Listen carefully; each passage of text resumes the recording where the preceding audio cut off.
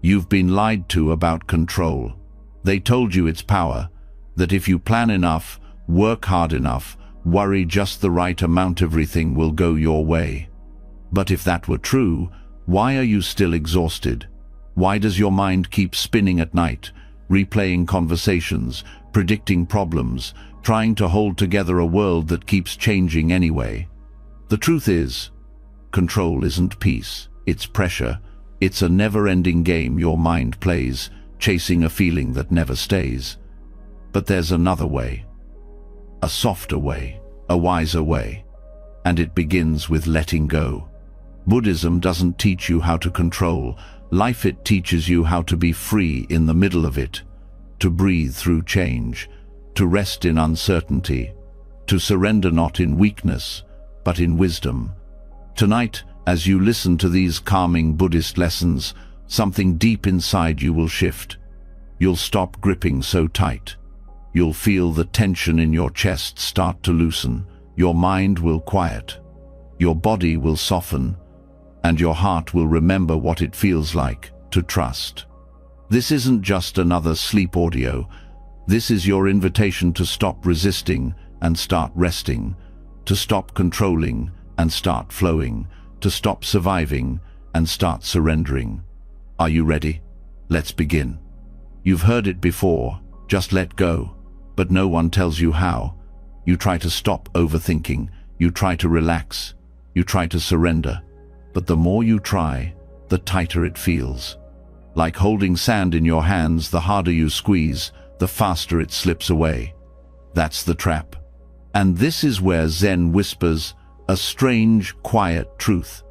The key isn't to do more, it's to stop needing everything to make sense. Not everything can be solved. Not every question has an answer. And sometimes the deepest peace comes not from understanding, but from surrendering the need to understand. This is where the koans come in. At first, they sound like riddles, nonsensical, confusing, even frustrating.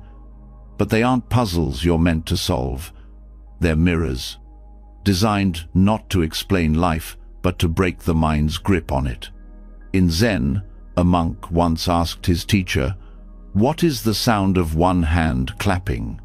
There's no answer, but something in you still listens. That's the power of a koan. It cuts through the surface of your thinking. It doesn't feed your logic, it starves it. And in the silence that remains, something softer appears, something quieter, something real. Koans show us what words cannot. They help us unlearn the lies we've swallowed since birth, that control is strength, that certainty is safety, that logic will always lead us home. But what if freedom isn't found in knowing more? What if it's found in being willing not to know? To most of us, that sounds like giving up. But to Zen, it's waking up. Zen doesn't ask you to escape life or fix it. It teaches you to sit with it, in all its chaos, all its stillness, all its mystery, especially when it doesn't make sense, especially when it hurts, especially when there is no answer. In the West, we're taught to fix everything. We're taught that effort is always the answer, that thinking harder is strength, that peace must be earned. But the mind gets tired, the chase gets heavy, and when we finally pause, we begin to see what the effort was covering up. That we are afraid. Afraid to stop running, afraid to be with what is, afraid to see who we are without the performance. And this is where Zen gives you a strange gift, paradox. It shows you that two things can be true at once. That emptiness is fullness, that the moment you stop striving is the moment you arrive, that when you accept being lost, you begin to find your way.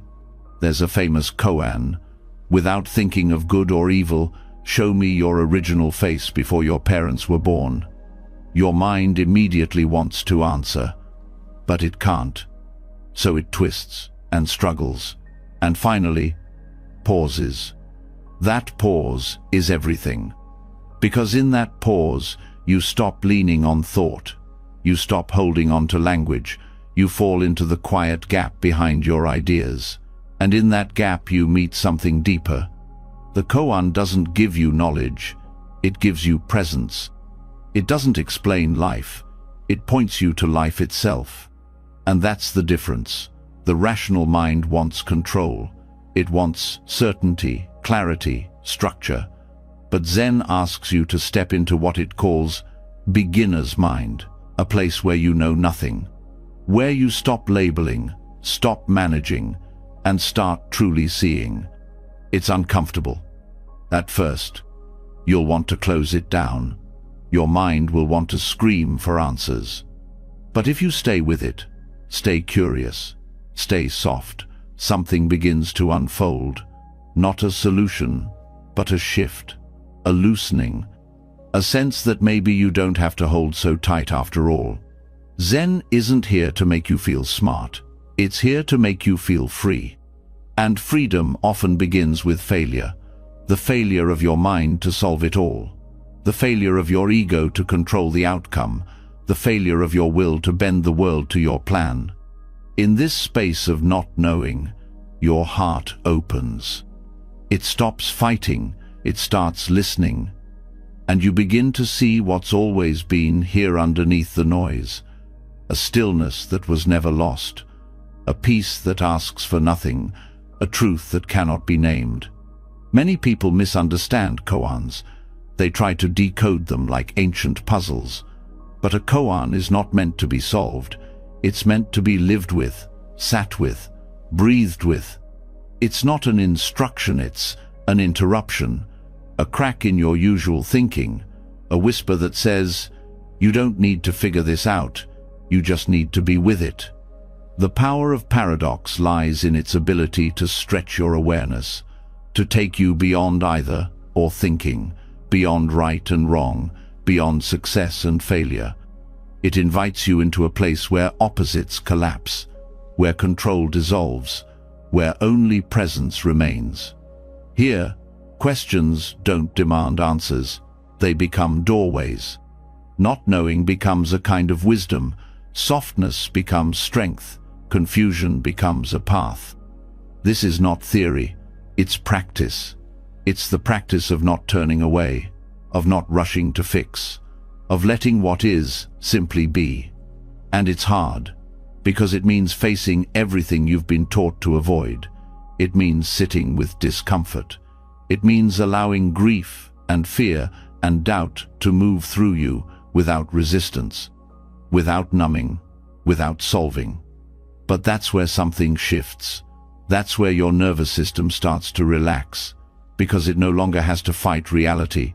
It no longer has to win. It just has to witness. When you stop trying to escape what is no longer feels like a threat. The Zen path is full of these strange doorways. A master asks, does a dog have Buddha, nature? The answer is mu, a word that means no, but also nothing, but also emptiness, but also everything and nothing at once. The answer doesn't teach you a fact. It invites you to fall into the space beyond answers, the place where thinking discerned, clarity is born. Clarity that doesn't come from explanation, but from experience. Not words, not logic, but seeing clearly, feeling fully, being fully here. That's why Zen monks spend years with one koan. They're not solving it, they're being reshaped by it, worn down, polished, emptied, until their mind becomes quiet enough to see without interference. You don't need to be a monk to feel this. You just need to be willing to stop arguing with life, to surrender the need to always be right, to admit that not everything can be controlled and that maybe that's okay. In fact, maybe that's beautiful. Because when you surrender control, something bigger can move through you, something wiser than your plans, gentler than your demands, something that was always there but crowded out by effort. Paradox shows you this, over and over again.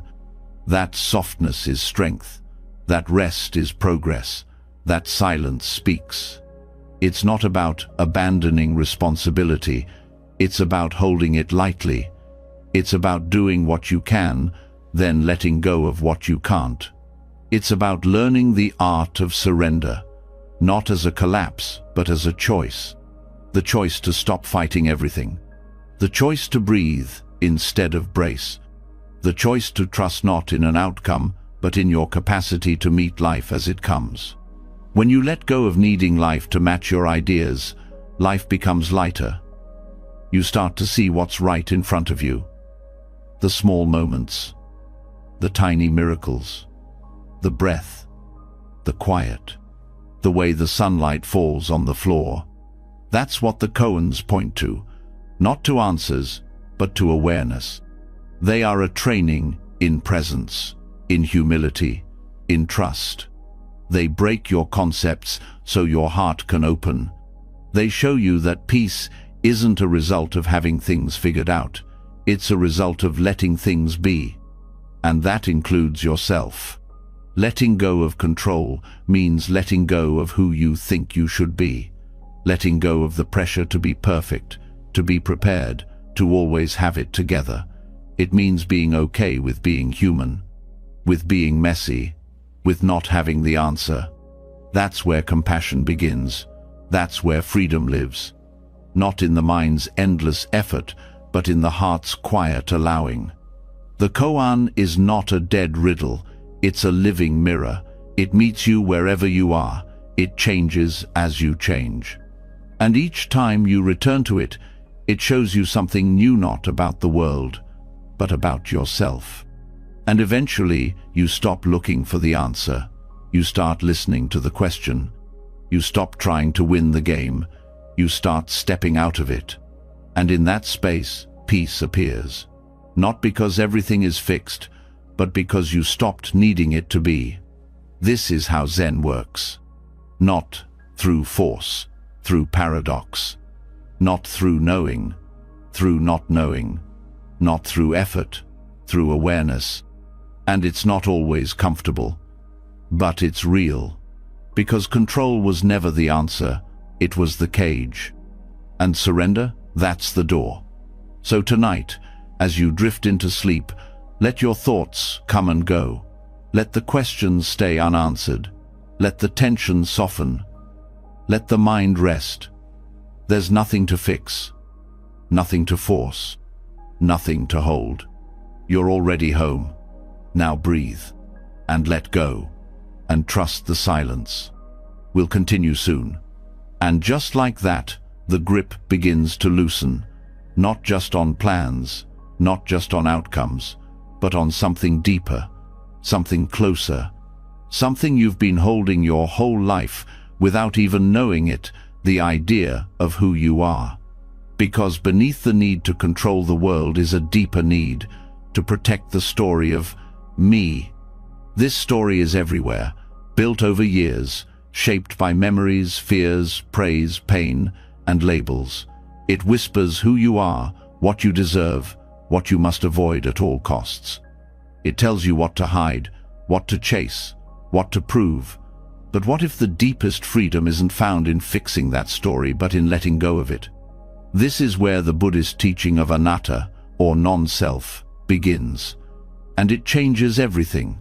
Most people live inside a self they've never questioned. We say, my thoughts, my feelings, my body, as if there's a solid, unchanging me that owns all these things. But when you look closely, really closely, something strange begins to happen. That solid self, it starts to disappear. You might notice that your thoughts come and go on their own. You don't choose most of them. They just appear. Emotions, too, rising and falling like waves. Even your body is constantly changing. Cells dying, cells renewing, nothing fixed, nothing separate. So where is the self? The Buddha didn't deny that you experience the world, but he pointed out that what you think of as you is not a single thing. It's a bundle of processes, a collection of conditions. It's always in motion. And clinging to it as fixed, this is the root of suffering. Because when you believe in a solid self, you try to protect it, defend it, maintain its image. You become afraid of anything that threatens it: criticism, failure, change, rejection. You react not to what's happening, but to what it means about you. And that's where control sneaks in. You try to control situations so people see you a certain way. You try to control your own mind so you don't feel the wrong things. You try to control outcomes so they confirm your worth, but none of it holds. Because the very thing you're trying to protect isn't solid to begin with. It's like trying to hold a shadow. The fear of losing control is often the fear of losing self. But here's the turning point. When you let go of the need to be someone, you let go of the need to protect that someone. What's left is space. In that space, peace can enter. This doesn't mean you disappear. It means the false weight you've carried begins to fall away. The pressure to live up to roles, to defend a name, to prove your value, it all starts to soften.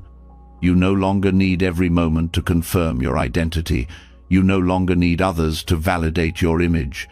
You no longer need to get everything right just to feel okay. That's what freedom feels like. Letting go of self is not a loss. It's a return to what's real before the story. The part of you that notices, feels, breathes but doesn't need to grasp. Many people fear this teaching.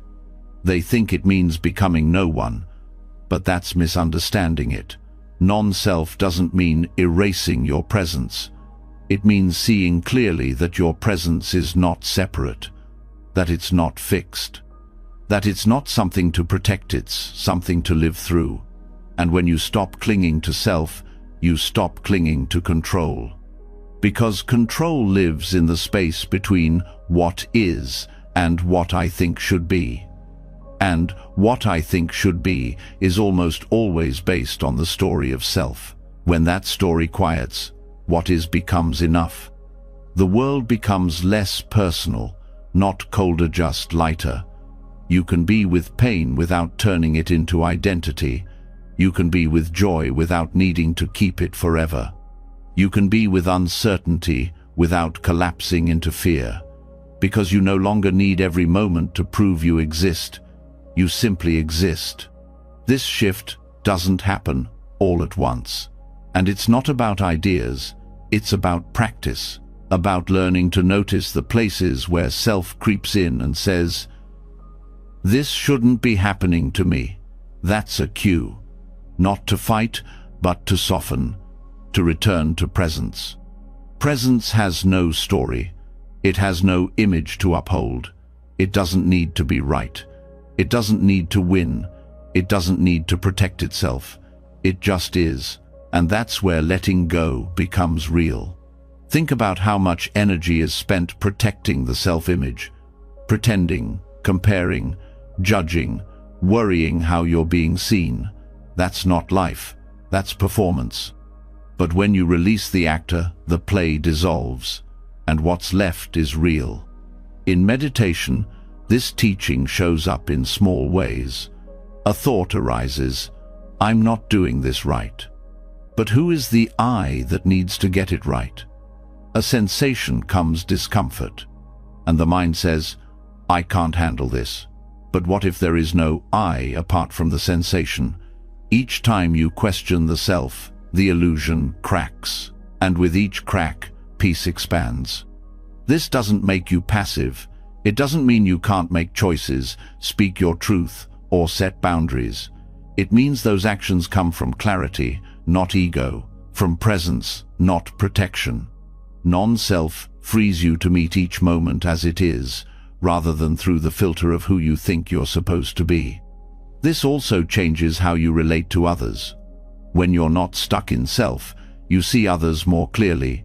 You stop needing them to behave a certain way just to support your image. You can listen without reacting. You can connect without performing.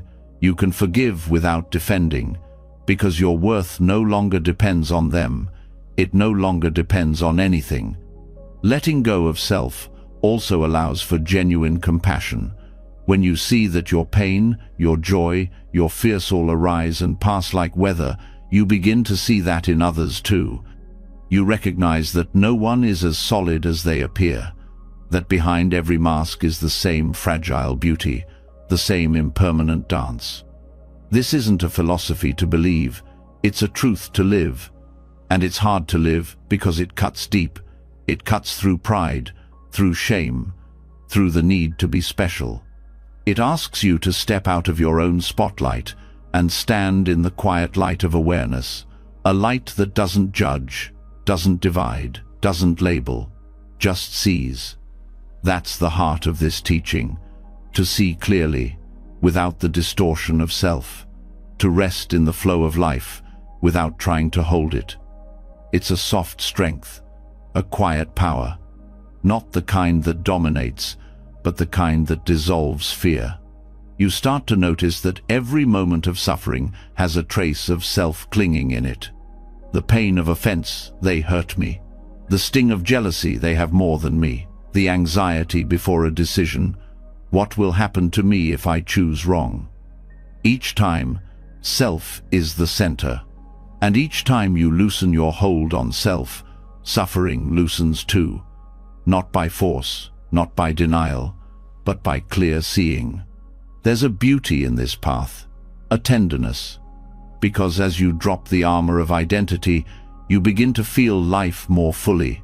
You cry more, laugh more, care more, not because you're being someone, but because you're no longer trying to be. The present moment doesn't need a character, it just needs your attention. So you begin to walk differently, you speak with less defense, you listen without needing to be the smartest voice. You move through life, not like someone trying to win, but like someone who's already free. And people feel that. They feel your presence, your softness, your openness. Because when you're not trapped in me, you create space for we, connection, stillness, trust. This isn't the end of self-awareness. It's the beginning of awareness beyond self, and it keeps unfolding. Each time you notice the urge to prove yourself, you pause. Each time you catch the story of, "I'm not enough," you smile gently. Each time you want to control, you breathe instead. You remember that you are not the thought, not the role, not the mask. You are what notices, and what notices needs nothing. That is the root of peace. To live not as a somebody needing to be seen, but as presence, quiet and whole, seeing everything. There's a story in the early Buddhist texts. A monk asks the Buddha, "Who is it that perceives the world?" And the Buddha replies, "That question does not apply, because it assumes a fixed self. And in that assumption, it creates the very illusion it's trying to solve. The answer is not a name, it's a seeing, and in that seeing, control fades, because there's nothing left to hold, and everything left to love. Let that sink in tonight. Let it move through you. Let the self-story loosen. Let silence speak. You don't need to hold yourself together. You were never separate to begin with.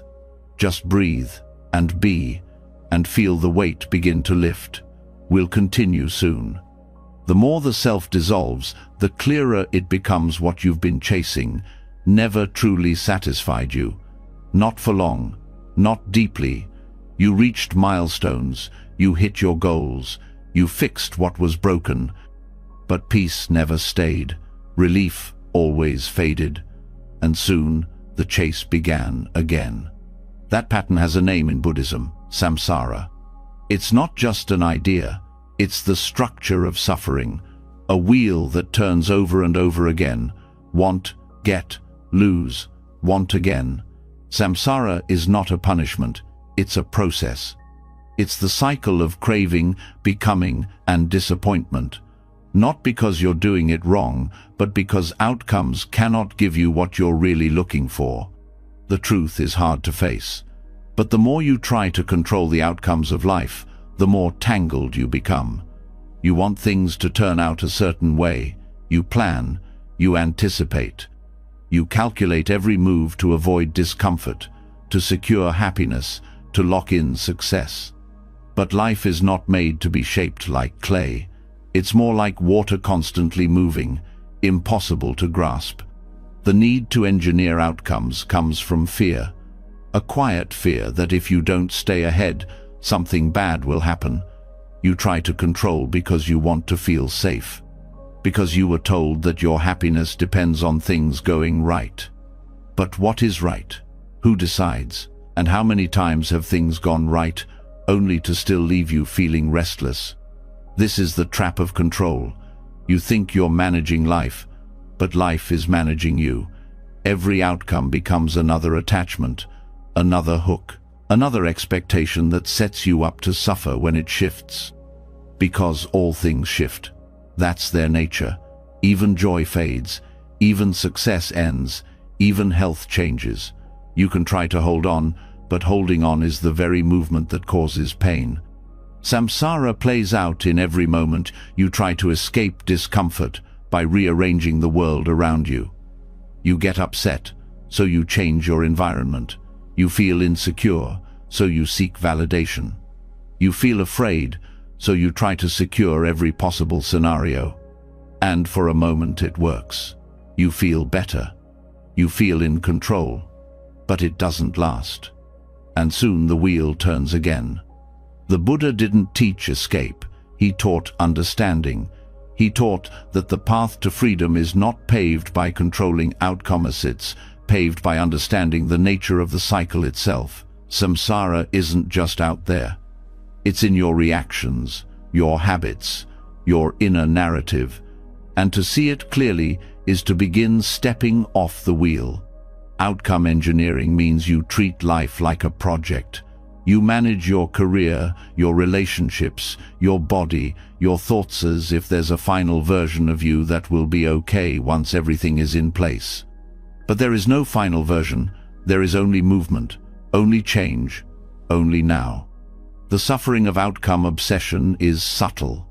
It shows up in perfectionism, in overthinking, in endless planning, in the constant low-level tension of what if.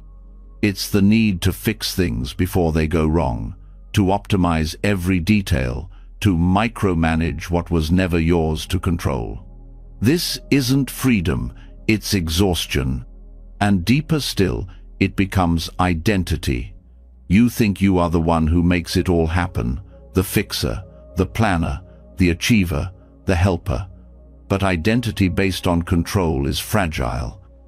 Because all it takes is one twist in the story, one illness, one loss, one unexpected moment, and the entire identity begins to unravel. That unraveling isn't failure, it's grace. Because only when the pattern breaks do you see the pattern clearly. There's nothing wrong with effort. The Buddha himself taught effort. But there's a difference between effort and obsession, between intention and control. You can plant a seed, tend to the soil, water the ground, but you cannot force it to grow. The growth is not yours to command. This is the way of wise action. Do what you can, with presence, with care, but release the results. The Dharma is not a path of manipulation, it's a path of trust. Not blind trust in fate, but deep trust in the nature of reality.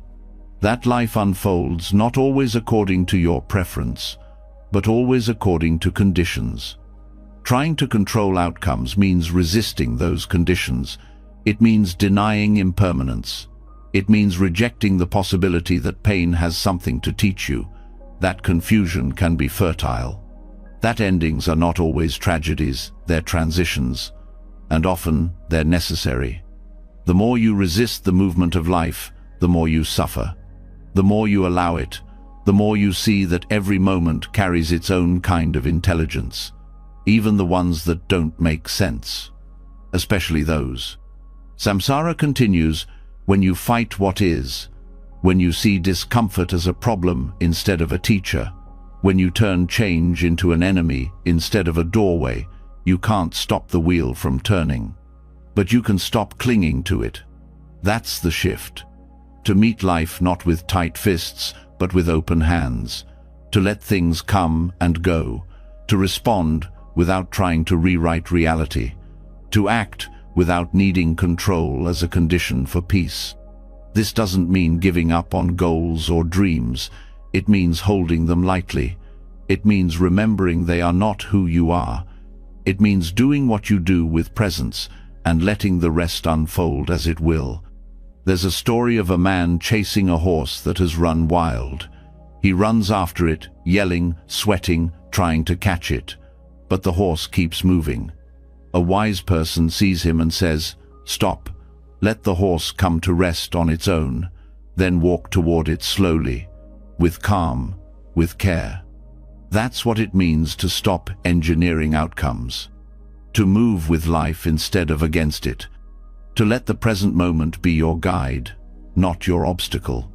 You'll notice something shifts when you stop trying to force the future. You begin to notice now. You begin to feel again. You notice the texture of things, the breath, the space between thoughts. You're not strategizing, you're arriving. And when you're here, you're enough. Samsara loses its grip when you stop chasing the next moment. The obsession with outcome is rooted in the illusion that this moment is not enough, that you are not enough, that peace lives on the other side of achievement, but peace only ever lives here. You won't find it in the result, you'll find it in how you relate to the process, in how you show up when things don't go your way, in how you breathe when nothing makes sense, in how you listen instead of forcing, in how you stay soft when the world feels hard. The beauty is that letting go of outcomes doesn't make you less committed, it makes you clearer. You stop wasting energy on fear, you stop reacting from panic, you act from clarity, from presence, from a heart that isn't trying to win but to serve. This shift also makes space for compassion. When you stop treating life like a scoreboard, you stop treating people like opponents or tools. You stop needing them to behave a certain way. You stop measuring them by what they give you. You simply meet them as they are, without needing to change them. That's where real connection begins, because outcome control always distances you from life, from others, from yourself. You're always one step ahead or one step behind, never here, never enough, never still. But when the grip loosens, space opens, breath deepens, you begin to trust again, not because you know what will happen, but because you're no longer afraid of what will. And that's the turning point. To live not by force, but by flow. To move not from control, but from care. To walk the path not with a map, but with presence. This is what ends samsara, not escaping the world, but understanding it. Not perfecting your life, but waking up to its nature. Seeing that peace was never in the result. It was always in your relationship with the moment. That's the freedom you've been looking for. And now, as you settle deeper into this quiet space, as the thoughts begin to slow, let that truth sink into your body. Let go of the next thing, the next plan, the next version of you. Just breathe. You're already enough. And this moment is already whole. And once the chase for outcomes begins to dissolve, something else starts to come into focus. A pattern that lives underneath it all. Quiet, persistent, and often unnoticed. The craving to control. Not just to influence life, but to possess it. To possess certainty, to possess stability, to possess how others see you. This isn't the loud, obvious hunger of material greed. This is something subtler, more internal, but just as binding. In Buddhism, this craving is called lobha. It's often translated as greed or attachment. But it goes deeper than wanting more money, more things, or more status. At its core, lobha is the impulse to grasp, to pull life into your hands and try to own it. And control is one of its most clever disguises. Control doesn't always look like greed. It doesn't always feel wrong. It can appear careful, organized, productive. But beneath the surface, it's often driven by fear. The fear of uncertainty. The fear of letting go. the fear of being vulnerable, so you reach for control like a shield, like a solution. You build habits around it, identities, even values. It becomes part of how you move through the world. But the truth is, control consumes. It eats up energy, attention, peace. It turns the present moment into a task. It makes people into problems to fix, or outcomes to secure. It doesn't stop with one part of life, it spreads. Soon you find yourself trying to manage everything: the future, your feelings, other people's reactions, even your own breath. This is the same energy behind greed. Greed says, "This is not enough. I must have more." Control says, "This is not secure. I must make it certain." Both are rooted in the belief that something is missing. That life, as it is, cannot be trusted. That something needs to be added, fixed, or held tighter before you can finally relax. But you never relax, because there's always more to manage, always another variable to watch, always a new problem to prevent. And so, the craving continues, quietly, constantly, until your whole nervous system forgets what peace even feels like. This form of control often hides behind good intentions. You may say, "You're just being responsible, just thinking ahead, just protecting what matters." And sometimes that's true. But the line between wise care and compulsive control is thin, and it becomes clearer when you look at the energy behind it. Does your effort bring ease or tension? Does it feel spacious or tight? Does it come from clarity or from anxiety? These questions reveal the difference between wholesome action and subtle grasping, between mindful responsibility and lobha disguised as logic. The Buddha taught that greed is never satisfied. It doesn't matter how much you get if the mind is caught in craving, it will always want more. Control works the same way.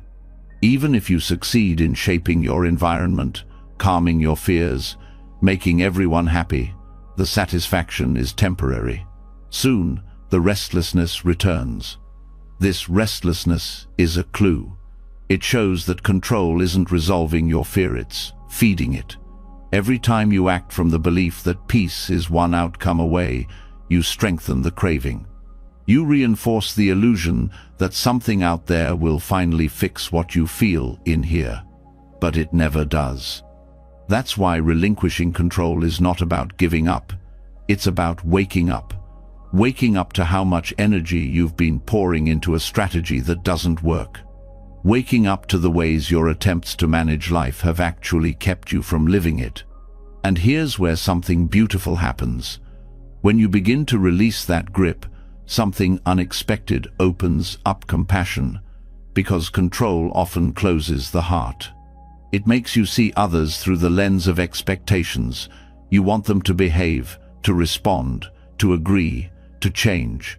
And when they don't, irritation arises, frustration, distance. But when the craving to control softens, so does your judgment. You start to see that people are not projects, that life is not a machine, that every moment doesn't have to go your way in order for it to be meaningful. You begin to meet others with more patience, more space, more care. This is how letting go creates connection. Greed isolates. It turns the world into a resource, a means to your end. Control does the same. But compassion bridges that gap. It sees others not as problems or puzzles, but as beings moving through their own experience, just like you. And this shift doesn't require you to be perfect. It just asks you to be honest, to notice when your need to manage becomes a mask, when it hides discomfort you don't want to feel, when it replaces presence with performance. This honesty is a doorway, because once you name it, you don't have to hide from it. You can pause, breathe, notice the urge to grasp and choose something different. That's the heart of Buddhist practice, awareness that leads to freedom, not freedom through force, but freedom through clarity. You start to see the loops of craving not as flaws, but as habits. Habits that can be unlearned, softened, released. And in their place, something quieter begins to grow, a kind of kindness toward yourself, toward the parts of you that tried so hard to stay safe, that tried so hard to keep things together. That believed control would bring peace. They weren't wrong to try, they were just misled. The mind thinks grasping will bring security, but the Dharma teaches that real security is found in letting go, in releasing the illusion of control and discovering the stability that already exists underneath it, all the stability of awareness, the steadiness of presence, the reliability of breath. You don't need to grip life to meet it. You don't need to plan every outcome to move forward. You don't need to dominate the moment to feel safe. You just need to return, again and again, to what's here, to what's real, to what's already enough. And as you do, you'll notice that what felt like loss starts to feel like lightness. That letting go of control doesn't make you powerless, it makes you present. That what you thought was keeping you safe was really keeping you small. Greed clings because it's afraid. Compassion flows because it trusts. You begin to live from that trust. You begin to speak from it, to rest in it. And it doesn't mean things always go your way. It means you're no longer thrown when they don't. This is how Lobha loses its hold, not by force, but by seeing how it moves, how it whispers, how it seduces, and then choosing not to follow. Control offers temporary relief. Compassion offers lasting connection. One contracts, the other expands. And the more you choose expansion, the more natural it becomes. You'll still make plans. You'll still care deeply. But you won't be driven by that subtle hunger that says, I can't be okay unless this goes exactly how I want. You'll be okay because you're grounded, not in certainty, but in presence, not in prediction, but in trust, not in outcome, but in the simple fullness of this breath. And as you settle into that knowing, the craving softens, the grip loosens, the space opens, and you begin to see the truth you were never taught but always knew deep down. Peace isn't something you earn by controlling life. It's something you return to by releasing what was never yours to hold. Now, rest in that space. Let the heart breathe. Let the body soften. Let the mind be quiet. There is nothing to fix, nothing to force, nothing to fear. Only this stillness, only this truth. And when control begins to dissolve, when the heart softens, when the grip loosens, something deeper starts to rise. Not fear, as you might expect, but a quiet question. One that waits beneath every attachment, every craving, every plan. What happens when everything ends? It's not a question to answer. It's a truth to face. Not just once, but over and over again. The truth that nothing lasts. That no matter how much we love, build, protect, or strive, everything we hold will eventually slip through our fingers. No moment repeats. No breath is guaranteed. Every single thing you've ever known is passing. This isn't a morbid truth. It's the most honest one. In Buddhism, this is not avoided. It's embraced. Death isn't hidden in shadows. It's brought to the center of practice. Not to create fear, but to end illusion. Not to crush joy, but to clear the way for something more real. This is the essence of Maranasati, contemplation of death. And it changes how you live. Most people avoid thoughts of death. They tuck it away, treat it as distant, pretend it only belongs to later. But it doesn't. It's here, all the time, in every passing breath. In every moment that ends, in every change that moves through your life. Death is not separate from living, it's woven into it. And when you truly see this, not as an idea, but as a direct truth, your relationship with everything begins to shift. You stop wasting time trying to control what you can't keep. You start asking better questions. What really matters? Who do I want to be, knowing I won't be here forever? What am I holding on to that doesn't love me back? Maranasati doesn't teach you to obsess over endings. It teaches you to honor impermanence, to stop turning away, to look straight into the temporary nature of things and open your heart, not close it. Because the more honestly you meet death, the more fully you meet life. It strips away what doesn't matter, not by force, by truth. It silences the noise, the petty comparisons, the pride, the drama, the need to win arguments, to be seen, to chase endless more. All of it begins to fade when you see clearly what you're standing on: this breath. Only this breath. And because this breath is fragile, it is also sacred. Death doesn't take meaning from life. It gives it. It reminds you that everything is borrowed, which makes everything precious. Your time, your voice, your choices. None of it is promised. And that's not a tragedy, it's a doorway. The Buddha taught death not as a threat, but as a teacher. He encouraged monks to meditate with bones and ashes, to sit in graveyards, not to become cold but awake, to look at the body, not with disgust, but with clarity, to understand that this body too will break down, this face too will fade, this mind too will one day stop. And what then? What remains when everything you cling to disappears? What is still true when nothing is left to hold? These are not questions of despair. They are invitations to go deeper than identity, to touch the part of you that isn't separate from anything else, that doesn't need to be somebody, that simply is.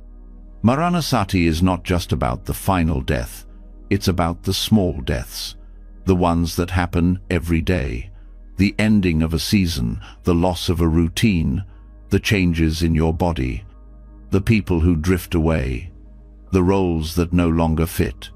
Every letting go is a practice in dying, and every dying is a chance to wake up. But instead, we resist. We try to hold still what was always meant to move. We chase permanence in a world made of change, and that resistance, more than death itself, is what hurts. To surrender to death is not to wish for it. It's to stop pretending it isn't part of the path. It's to welcome it into the circle of life, where it already belongs. It's to meet it not with dread, but with dignity. This surrender creates space. It creates gentleness. It teaches you to move more slowly, speak more honestly, and love without holding back. Because you know nothing is guaranteed. And that makes everything matter more. Most people think they fear death, but often what they really fear is the absence of control, the inability to stop what's coming, the helplessness of having no say in when or how it ends. But Maranasati teaches you that control was never yours to begin with, and that giving it up is not weakness, it's wisdom. You start to see that everything you tried to control was already passing. Every moment you tried to secure was already changing, and in that realization, something else appears: peace. Not the peace of getting your way, but the peace of no longer needing to. This kind of surrender doesn't make you passive, it makes you present. It opens your eyes to what's in front of you, instead of what you fear or regret. It helps you show up fully, because you know you won't always have the chance. And strangely, it makes you more alive, because when you stop trying to live forever, you finally start living now. The practice of death meditation isn't only for the cushion, it's for your conversations, your relationships, your work, your decisions. When you hold death close, you begin to act with care. You speak with more kindness, you forgive more easily, you don't take things so personally, because you know they will pass. And so will you. This awareness brings clarity. What felt like a big problem yesterday now feels smaller. What seemed urgent becomes quiet. You begin to choose presence over performance, connection over control, listening over proving. That's what surrender does. It softens the sharp edges. It allows life to flow through you instead of constantly being shaped by you. You become less reactive, less attached, not numb but spacious. You can feel grief without drowning in it. You can meet uncertainty without needing to fix it. And that changes everything. You become a safe place not just for yourself, but for others, because people feel your groundedness. They sense your calm. They trust your presence. And not because you have answers, but because you're not afraid of questions. This kind of being doesn't need to pretend. It doesn't need to perform. It simply sits in the truth and offers warmth. Maranasati doesn't make you morbid. It makes you real. It helps you stop wasting time. It helps you stop abandoning yourself. It helps you stop living like life is a rehearsal. Because it's not. Every goodbye could be the last. Every sunrise could be your final one. Every word you say matters, because you may not get to say it again. This truth is not cruel. It's a kind of love. It says, don't wait. Don't numb. Don't sleep through your own life. Wake up. Look. Feel. Be here while you still can. And let that awareness move through you, not as fear, but as fuel. Let it soften your heart. Let it guide your choices. Let it remind you, gently, that there is no control, but there is presence. There is no forever, but there is now. And in now, there is everything you need. So take a breath, and let yourself feel the truth that nothing stays. And because of that, everything matters. The silence, the stillness, the sound of your breath. All of it, precious, passing, alive. Rest in that. When you stop denying death, life begins to speak more honestly. You hear things you once ignored. You feel more. You care more. But alongside this depth, another truth rises. That's harder to bear. Life isn't fair. Good people suffer. Bad people thrive. The innocent are harmed. The kind are overlooked. No matter how mindful you are, things still fall apart, and no amount of awareness stops pain from visiting your door. This is where the heart begins to struggle again, not with control this time, but with justice. You start to ask, why me? Why now? Why this? The teachings of karma enter here, not to explain everything away, but to offer a different lens. Karma doesn't mean punishment. It's not fate. It's not a moral scoreboard. Karma is cause and effect, movement and consequence, a web that stretches across lifetimes, woven not from guilt or merit, but from conditions, some seen, some unseen. You live within this web, and sometimes those threads tug in ways that feel unfair. A person is born into poverty through no fault of their own. Another carries trauma they didn't cause. You try your best, but things still go wrong. You meet hardship you didn't choose. The pain of injustice is real, but how you meet that pain determines whether it poisons you or transforms you.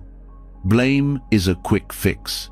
It gives you someone to hold responsible, yourself, others, the world. But blame also traps you. It freezes the story. It keeps you tied to the wound. It says, this should not have happened, and because it did, I cannot be free.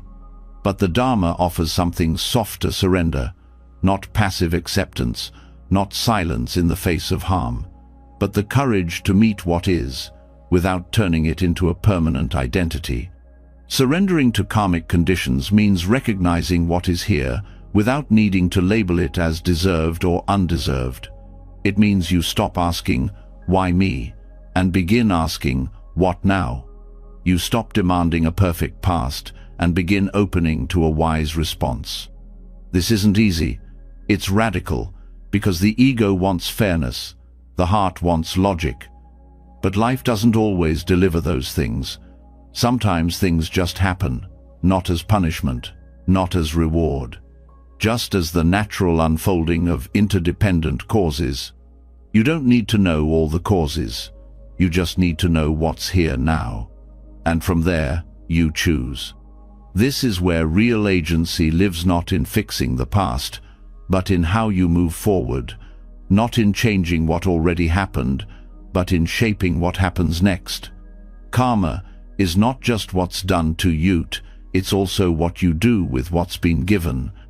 When you meet injustice with hatred, you plant seeds of more suffering. When you meet it with awareness, you plant seeds of healing. You may not see the fruit right away, but that's not the point. The point is to stop the cycle. This is not a spiritual bypass. It's not pretending everything is okay. It's not telling others to just let go of their pain. It's a path that invites you to hold your pain with presence, not with blame. And that presence is what opens space for wisdom. You begin to see that pain is not a reflection of your worth, that unfairness is not a sign of personal failure, that the suffering you carry doesn't define you, invites you to soften, to stay open, to not let the fire turn you bitter. This doesn't mean you don't protect yourself. It doesn't mean you don't set boundaries, but it means your protection is grounded in clarity, not in revenge. Your boundaries are rooted in care, not in punishment. You can walk through this world with scars and still refuse to live in resentment. You can acknowledge harm and still choose peace. You can see clearly and still forgive.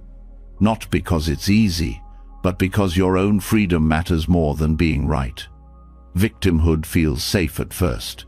It gives the pain a frame, but over time it becomes a cage, because you become the story.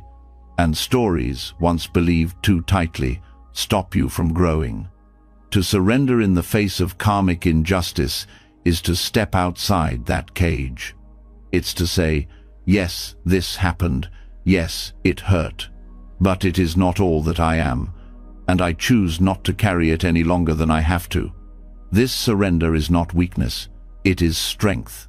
It is the strength to live without dragging the past into every future, the strength to look at the pain without letting it shape your identity, the strength to say, I am more than what happened to me. You begin to see that clinging to injustice does not heal you. It keeps you in a loop. It fuels bitterness. It colors every new experience. It hardens you quietly from the inside out. But when you loosen that grip, something else becomes possible. You begin to meet others with a new kind of empathy. Because once you see that not all pain is earned, you realize others are walking through their own unseen struggles too. You begin to forgive not because they deserve it, but because you deserve to be free. This doesn't erase accountability, it just removes the poison. You also begin to forgive yourself. The choices you regret, the moments you wish you could rewrite. You stop treating yourself like a mistake that needs fixing. You start treating yourself like a being who's learning. That shift changes everything. You stop needing every situation to make sense. You stop needing to control every outcome. You start responding from love, not reaction, from understanding, not ideology. And your presence becomes a healing space not only for yourself, but for those around you. This is karma in motion, not the karma you inherited, the karma you are shaping. With each breath, with each decision, with each time you choose to soften instead of harden, to open instead of close. You begin to trust that healing doesn't mean forgetting, it means releasing the weight. It means carrying your story, not as a wound, but as wisdom. This is the liberation that comes from surrender.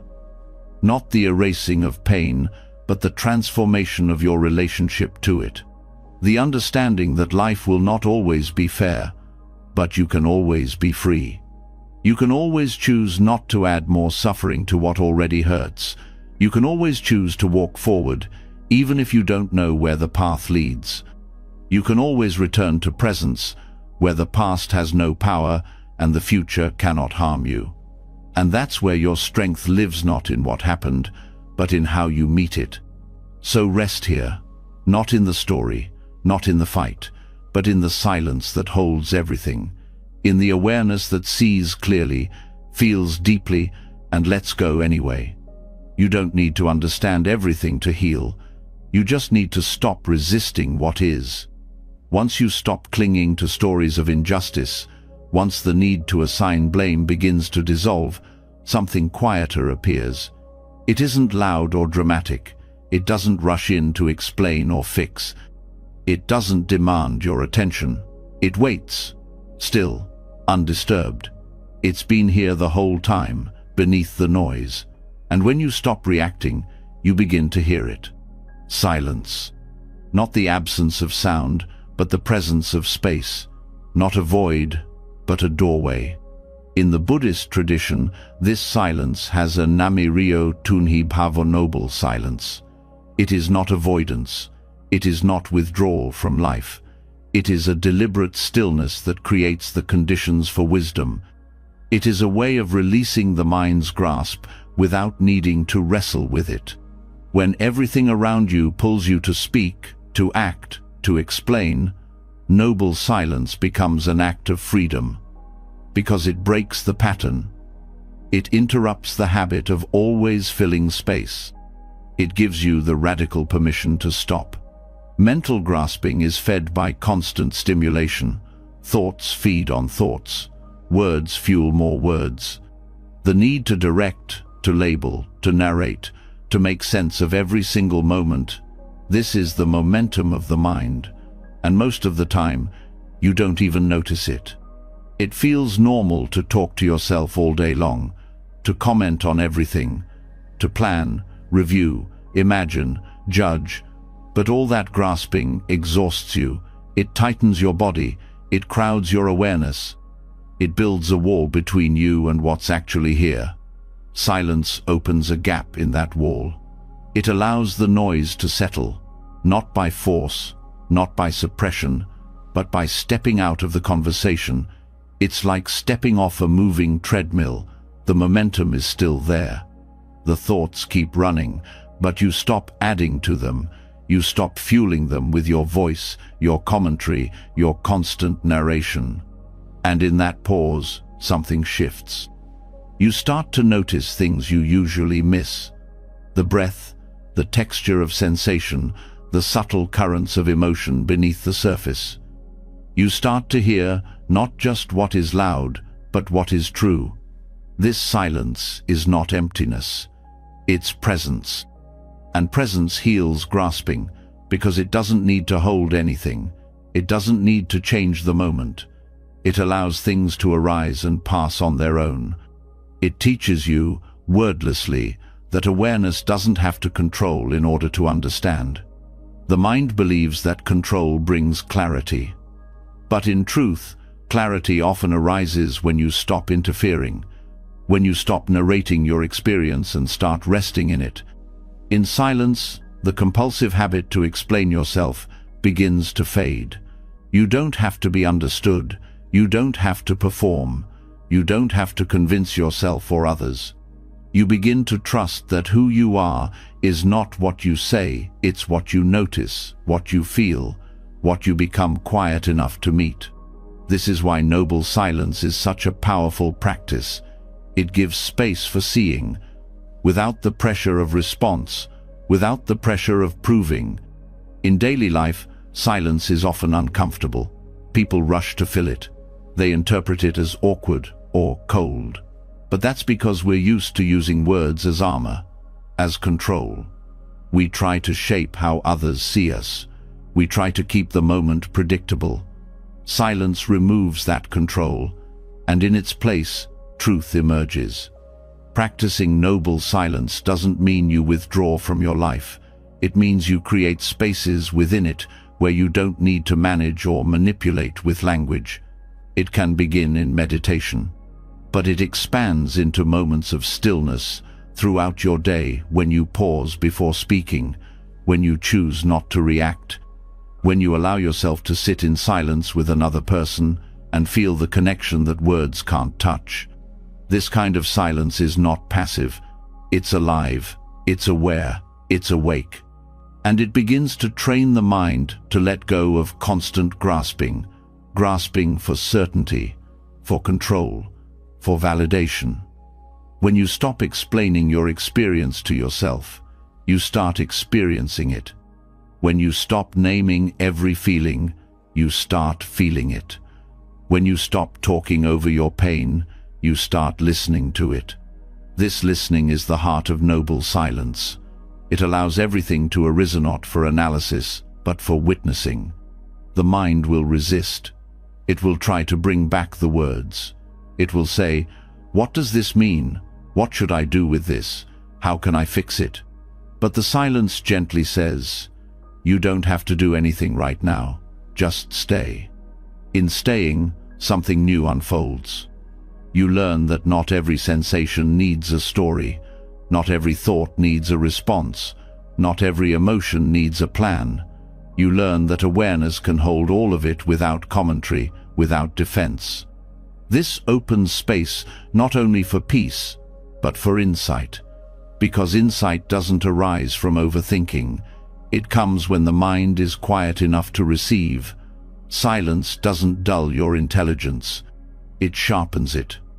It removes the noise that clouds perception. And over time, silence begins to shift your inner landscape. It becomes not just a practice, but a refuge. A place you return to not to escape, but to remember. To remember that you are not your thoughts. You are not your opinions. You are not your reactions. You are the space that holds them all. And this space is never in a hurry. It doesn't grasp. It doesn't push. It just rests. As you deepen in this practice, you'll notice the subtle ways the mind clings to words. Even kind words. Even helpful ones. You'll notice the ego's desire to be heard, to be right, to be important. Noble silence shows you that these desires, while human, are not necessary for peace. You can let them be without letting them lead. Silence brings humility. It dissolves the need to control every moment. It makes room for other people's truths. It creates the conditions for compassion, not the kind you preach, but the kind you live. And in that compassionate stillness, your presence changes. You become less reactive, less defensive, more rooted. People feel it. Even if they don't understand it, they respond to it. Because true silence carries a kind of strength that noise never can. There is a silence that avoids, and a silence that engages. Noble silence is the latter. It is fully engaged, fully awake, fully here. It allows you to stop directing life and start participating in it. Not from a place of control, but from a place of trust. Trust that you don't need to fill every gap.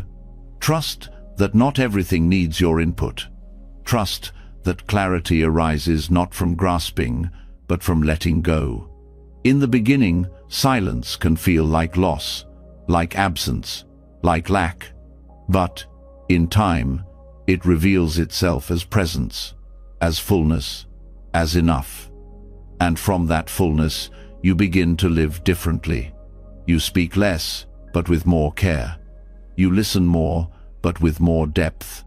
You rest more, but with more awareness. This is not withdrawal from the world. It is returning to it without the filter of control. It is living without constantly narrating. It is being without constantly managing. It is freedom not from sound, but from noise, not from responsibility, but from reactivity, not from life, but from the habit of trying to shape it into something other than what it is. Now return to this stillness. Let your breath move without needing to comment. Let your thoughts pass without needing to follow. Let your body rest without needing to explain why. Just be here. In this silence, in this moment, the silence begins to show you something that words never could. That you don't always need to push. That not every answer comes from trying harder. That peace is not found in doing more, but in allowing more. And once you've tasted this stillness not as emptiness, but as living energy, You begin to question everything you thought strength was. For most of life, strength is taught as willpower, as effort, as the inner force that drives you to overcome, to succeed, to win. You're taught to tighten your muscles, focus your mind, power through discomfort, and beat whatever stands in your way. And for a while, that works, until it doesn't. Until the pushing turns into pressure, until the effort becomes exhaustion, until your whole system is wired not for presence, but for survival. You can do everything right and still feel wrong inside. You can discipline yourself, stay motivated, push forward, and still feel like something is missing, that something is the quiet intelligence of letting go. It is the strength not of force, but of stillness. A deeper kind of power that doesn't rise from the ego, but from alignment. Still power. It doesn't need to dominate. It doesn't need to resist. It doesn't need to grip every moment and bend it into shape. Still power doesn't come from the mind's demand to control. It comes from resting in the body's wisdom, in the breath, in awareness. It flows rather than fights. It responds rather than reacts. It guides without needing to force. To shift from willpower to still power is to shift the entire direction of your energy. Willpower pulls from personal effort. It says, I must make this happen. Still, power rests in natural rhythm. It says, I will listen, I will wait, I will move from clarity, not pressure. This doesn't make you passive, it makes you precise. When you act from still power, your choices are cleaner, you waste less energy. You stop rushing into things just to avoid discomfort. You stop trying to fix things just to feel in control. You move only when something in you is truly aligned, and not before. The culture you live in glorifies effort, but effort, when it comes from ego, burns. It disconnects you from the wisdom underneath. It creates a kind of noise inside that makes it hard to hear what really matters. It rewards speed over depth, ambition over presence, doing over being. Stillness doesn't erase action. It grounds it. It clarifies it. It turns movement into meditation. It turns response into wisdom. In Buddhist practice, this kind of presence is not lazy. It's deeply awake. It notices before it moves. It feels before it speaks. It waits, not out of fear, but out of respect for what is unfolding. There is discipline here, but it's not based on self-judgment. It's based on devotion to truth, to balance, to awareness. Still power isn't about resisting effort. It's about knowing when effort is no longer needed, when what you've been forcing is actually holding you back, when your tight grip is stopping the natural flow of the moment. You begin to notice this in small ways. When you're forcing a conversation that doesn't want to happen, when you're trying to control a plan that keeps falling apart, when you're pushing yourself through a task that your body is clearly asking to rest from. In those moments, willpower wants to double down. Still power wants to pause. And it's in the pause that something becomes clear. That not everything in life is solved by doing. Some things are revealed by being. The deeper your practice, the more you sense the difference. Willpower feels like contraction. Still power feels like expansion. Willpower feels urgent. Still power feels steady. Willpower is fueled by I must. Still power flows from I am ready. Still power connects you to the wider field of intelligence that is not yours alone. It allows you to trust timing, to move with conditions, to stop needing to control the outcome before you act. You begin to work with life, not against it. You begin to trust that rest is not weakness, that waiting is not failure, that pausing is not quitting. There is wisdom in non-doing. There is clarity in stillness. This kind of energy brings softness into spaces that were once hardened by resistance. It brings breath into patterns that were suffocating. It brings light into places where you once only felt pressure. You become less addicted to momentum.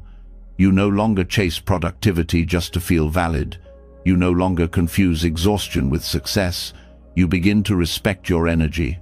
You begin to treat your life force as sacred, not disposable. Still power is deeply intuitive. It teaches you to act from the center of yourself, not from the edges. It helps you recognize the inner voice that isn't panicking, that isn't scrambling for control, but simply knows what's next, knows when nothing is next. And that knowing is enough. The shift from willpower to still power is not something that happens in one day. It unfolds in layers. It is noticed more than achieved. It is allowed more than forced.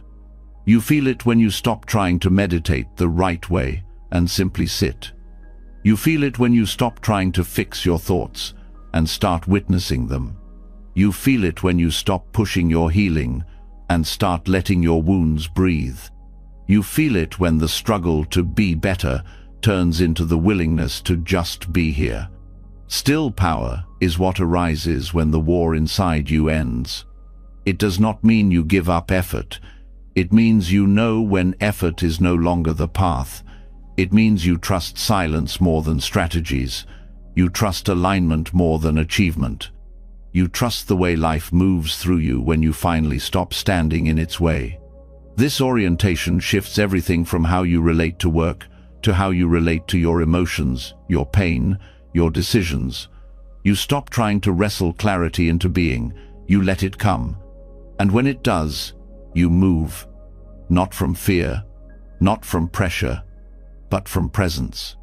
The Buddhist path has always pointed to this kind of inner stability. Not a frozen calmness, but a dynamic, living stillness that doesn't need to rush toward or away from anything. The mind becomes like still water, not passive, but reflective, not empty, but clear. From this clarity, all action becomes skillful. Still power helps you stop making choices from fear. You begin to notice how often fear has shaped your habit. Often the need to fix, to prove, to force has disguised itself as motivation. But fear burns through energy fast. It collapses your breath. It blocks your awareness. Stillness does the opposite. It widens the field. It gives you space to respond, not from habit, but from intention. And in that space, real transformation begins. Because now, your power is not reactive, it's rooted. It's not borrowed from stress, it's born of presence. It's not forced, it flows. And the more you trust it, the more life starts to feel less like a battle and more like a conversation. One where you don't have to shout.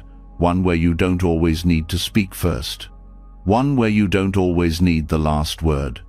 Because sometimes, the most powerful presence in the room is the one that simply listens. Stillness isn't the end of effort, it's the evolution of it. It's the moment you stop striving and start aligning. It's the moment you stop controlling and start listening. It's the moment you realize that your deepest power has never been in how hard you try, but in how gently you return. Return to breath. Return to presence. Return to the place within you that was never in a hurry. Rest there. When the body begins to rest in stillness and the mind stops reaching outward for control, something deeper asks to be remembered, not just felt, but known. This knowing isn't intellectual. It's the kind that shapes how you breathe, how you love, how you let go. It doesn't need complex language. It's simple, quiet, and sharp. It cuts through illusion with clarity, not with fear. In the Buddhist teachings, this clarity is offered in the form of the 5 remembrances. These are not poetic suggestions or spiritual ideals. They are truths, direct, unavoidable, equalizing. And for those who resist impermanence, who live with the deep hum of anxiety about losing control, they are medicine. The first remembrance, I am of the nature to grow old. There is no escaping aging. This truth confronts the mind that builds its identity on strength, youth, beauty, and time. No matter how healthy you eat, how often you move, how disciplined your routine, the body changes. Muscles weaken, joints stiffen, skin folds and fades. Trying to outpace this process only brings suffering. But when you look at it directly, without the filters of denial or resistance, something strange happens. You begin to care for your body out of kindness, not control. You respect it for what it is, a temporary vehicle, not a permanent self. This remembrance dissolves the illusion that you can freeze time, and in its place it gives you presence. You begin to live inside your body instead of managing it from the outside. You stop racing the clock. You meet yourself where you are. The second remembrance. I am of the nature to become ill. There is no way to avoid sickness. Even the strongest immune system, the cleanest diet, the best intentions, cannot build a wall against the unpredictable shifts of health. The mind that depends on wellness as a condition for peace becomes afraid of change. It creates stories around pain and blames the body for not staying in control. But when you remember this truth, when you accept that illness is part of the path, not a punishment, you begin to soften your grip on certainty. You begin to meet your body not as a problem, but as a living process. You learn to stay close to discomfort without identifying with it. Illness becomes a teacher, not a threat. It shows you where you hold tension, where you push too hard, where you forget to listen. And in that listening, you start to hear what control had been drowning out. The third remembrance. I am of the nature to die. There is no escape from death. Not later, not for others, but for you. This isn't to create panic, it is to offer truth. Because once death is accepted, not feared or romanticized, but clearly seen, it brings you to the center of your life. It reminds you that every moment is passing, and none of them are promised. You don't have to waste energy trying to make life permanent. You don't have to keep waiting for the perfect moment. This remembrance wakes you up from the fog of postponement. It helps you stop waiting to live. It helps you let go of the idea that peace will arrive only when everything is finally in place. There is no perfect future. There is only this imperfect now. And once you know it's all temporary, you begin to treat it with more tenderness, less control, more reverence, less fear. The fourth remembrance. All that is dear to me and everyone I love are of the nature to change. There is no way to avoid being separated from them. This truth opens the heart by breaking the illusion of possession. You don't own people. You don't own connection. Love, at its deepest level, cannot be held. It can only be experienced and released. The attempt to secure relationships through control always creates anxiety.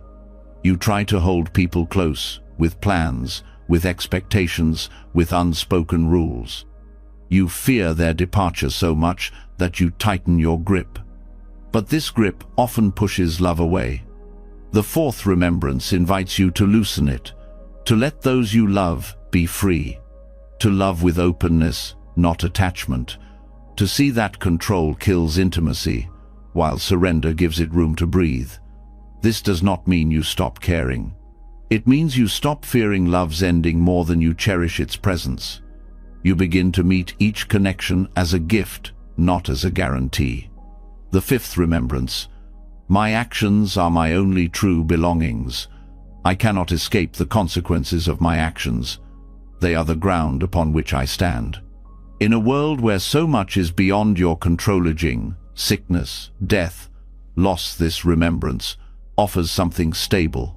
Your actions, your intentions, the energy you bring into each moment. You may not control how others respond.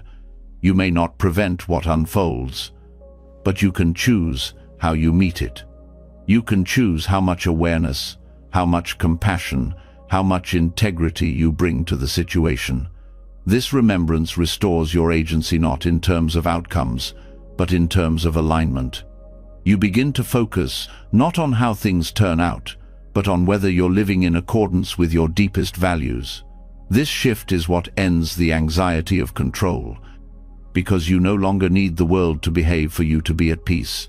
You just need to stay rooted in your own clarity. These 5 remembrances are not meant to be recited mechanically. They are meant to be lived, to be reflected on, not from a place of fear, but from a place of honesty. They don't tell you what to do. They show you what is. They strip away the illusions that control depends on the belief in permanence, the belief in ownership, the belief that peace lies in what lasts. These illusions are what feed the compulsion to manage every detail of life. But when you look at life through the lens of these truths, your grip softens. You begin to understand that control-based anxiety isn't really about the external world. It's about internal resistance. Resistance to change, resistance to loss, resistance to reality. When that resistance ends, anxiety doesn't have anything left to hold on to. This doesn't mean you won't feel fear. It means fear won't rule you. It won't shape every choice. It won't dominate your body. You will know how to return, again and again, to breath, to truth, to presence. You will begin to walk through life more aware of its fragility, but less afraid of it. You will stop wasting energy trying to prevent the inevitable and start putting your energy where it matters, into awareness, into care, into now. Each remembrance becomes a kind of anchor. When your mind starts racing with worry, you pause and recall. This body will age. This moment will pass. Everyone I love will change. And still, I can bring kindness here. Still, I can choose how to move. This way of living is not cold. It's awake. It's grounded in reality, not fantasy. And because of that, it frees you. You no longer need perfection. You no longer need forever. You just need truth.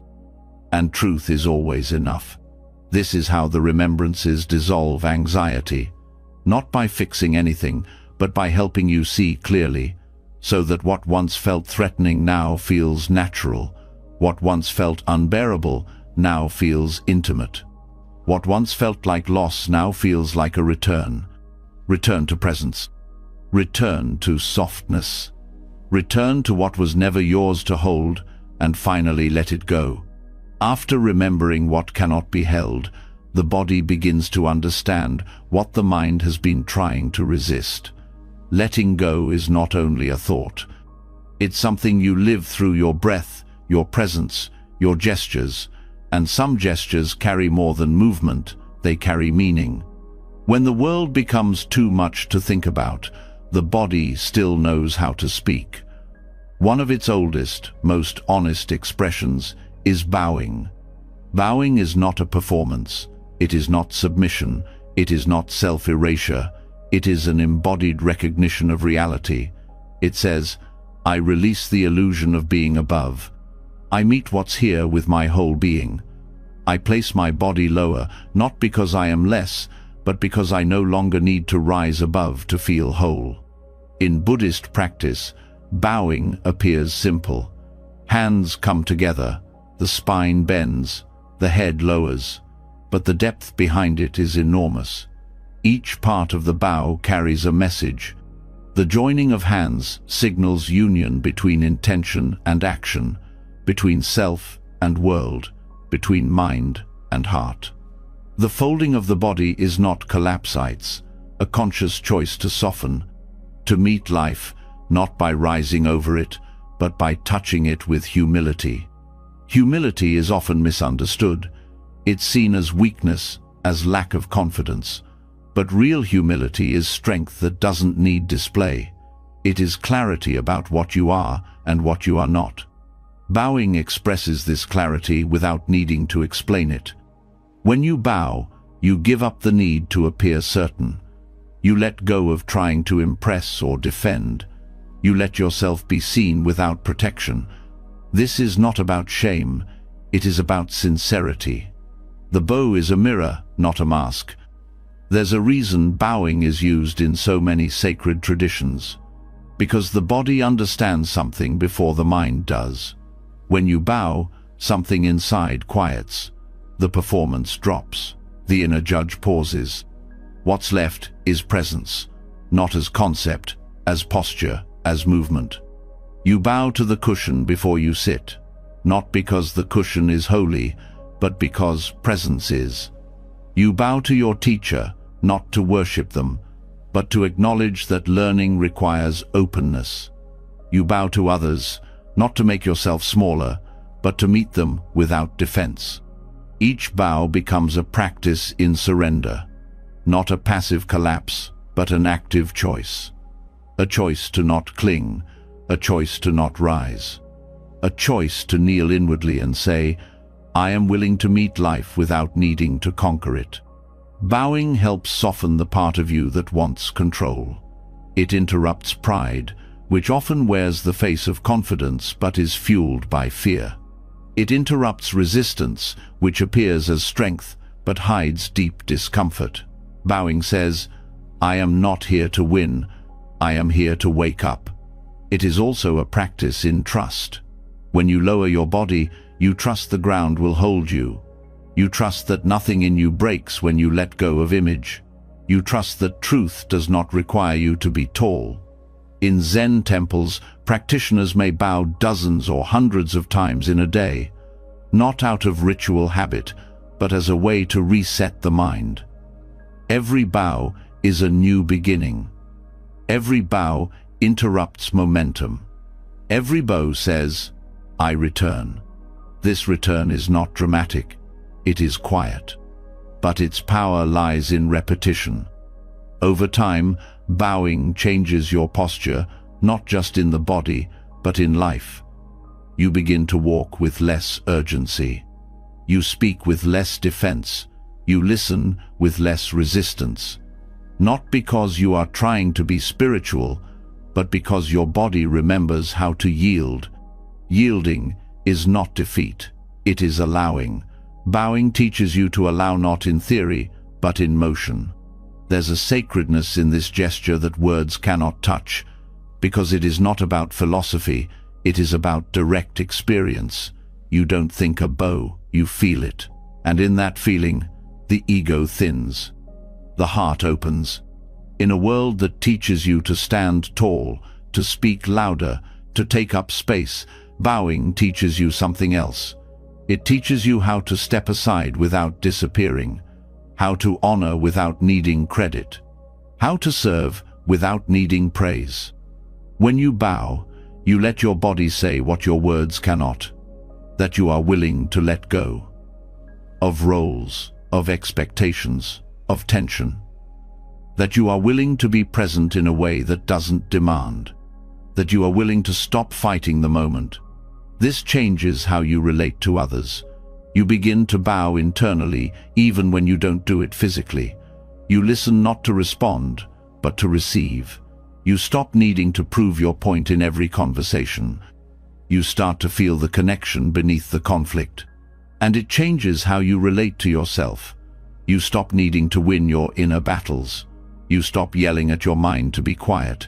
You begin to bow to your thoughts, not in agreement, but in understanding. You bow to your fears, not to give them power, but to stop pretending you're above them. Every bow becomes an invitation to meet life as it is, with reverence, with respect, with readiness. There is no end to this practice. It deepens the more you return to it. You begin to bow not only in meditation halls, but in your daily moments. Before a difficult conversation, after a long breath, in the quiet pause between tasks, bowing becomes a thread that ties awareness to action. It helps you slow down. It helps you see clearly.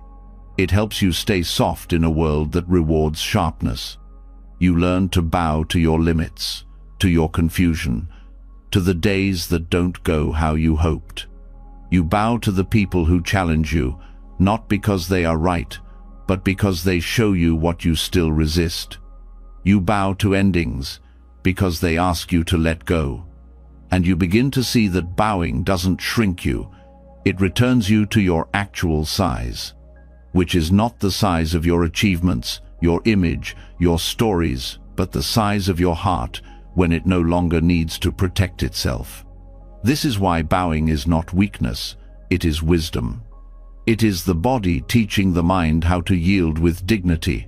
It is the spirit remembering that depth does not need height. It is the gesture that says, I am not above life. I am part of it. And in being part of it, I am already whole. Let your next breath be a bow. Let your next moment be a bow. Let your entire life become a bow. After enough bows, the heart no longer stands apart from anything. The illusion of separateness, of being alone in your experience, begins to soften. You begin to sense a larger présence above you, not outside of you, but among you. Something invisible holding you, not through control, but through connection. The next unfolding is not about doing anything alone. It's about remembering that you were never supposed to. This remembering has a name in the Buddhist path, Sangha, often translated simply as community, but it's more than that. It's not just a group of people gathered around shared ideas. It's a sacred container where the Dharma becomes real, not through theory, but through relationship, not through talking about awakening, but by being witnessed through your forgetting and your remembering.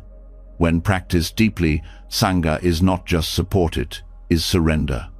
Because to belong to a true spiritual community is to release the need to always be right, to always stand out, to always protect your self-image. It's not about finding people who always agree with you. It's about staying with people who reflect back the parts of you you can't always see yourself. This kind of community asks you to put down your personal agenda, your constant need to direct everything, your subtle ways of seeking control through performance. It invites you into something larger than your preferences, something wiser than your opinions, something stronger than your individuality. That doesn't mean you lose who you are. It means you remember who you are beyond the defenses you've built. The Sangha becomes the mirror where those defenses are softened, where your edges are seen but not judged, where your silence is held, not filled, where your efforts are not compared, but simply honored. In true community, you stop needing to fix everything yourself. You begin to trust that others can hold part of what feels heavy. You stop needing to be strong all the time. You allow space to be uncertain, to be undone, to be vulnerable without shame. That trust is not instant. It's earned through shared presence, through sitting together, through listening without interruption, through being with others in both joy and mess. The Sangha doesn't rescue you. It stands with you, quietly, faithfully, patiently. Being in Sangha means giving up the fantasy of individual control.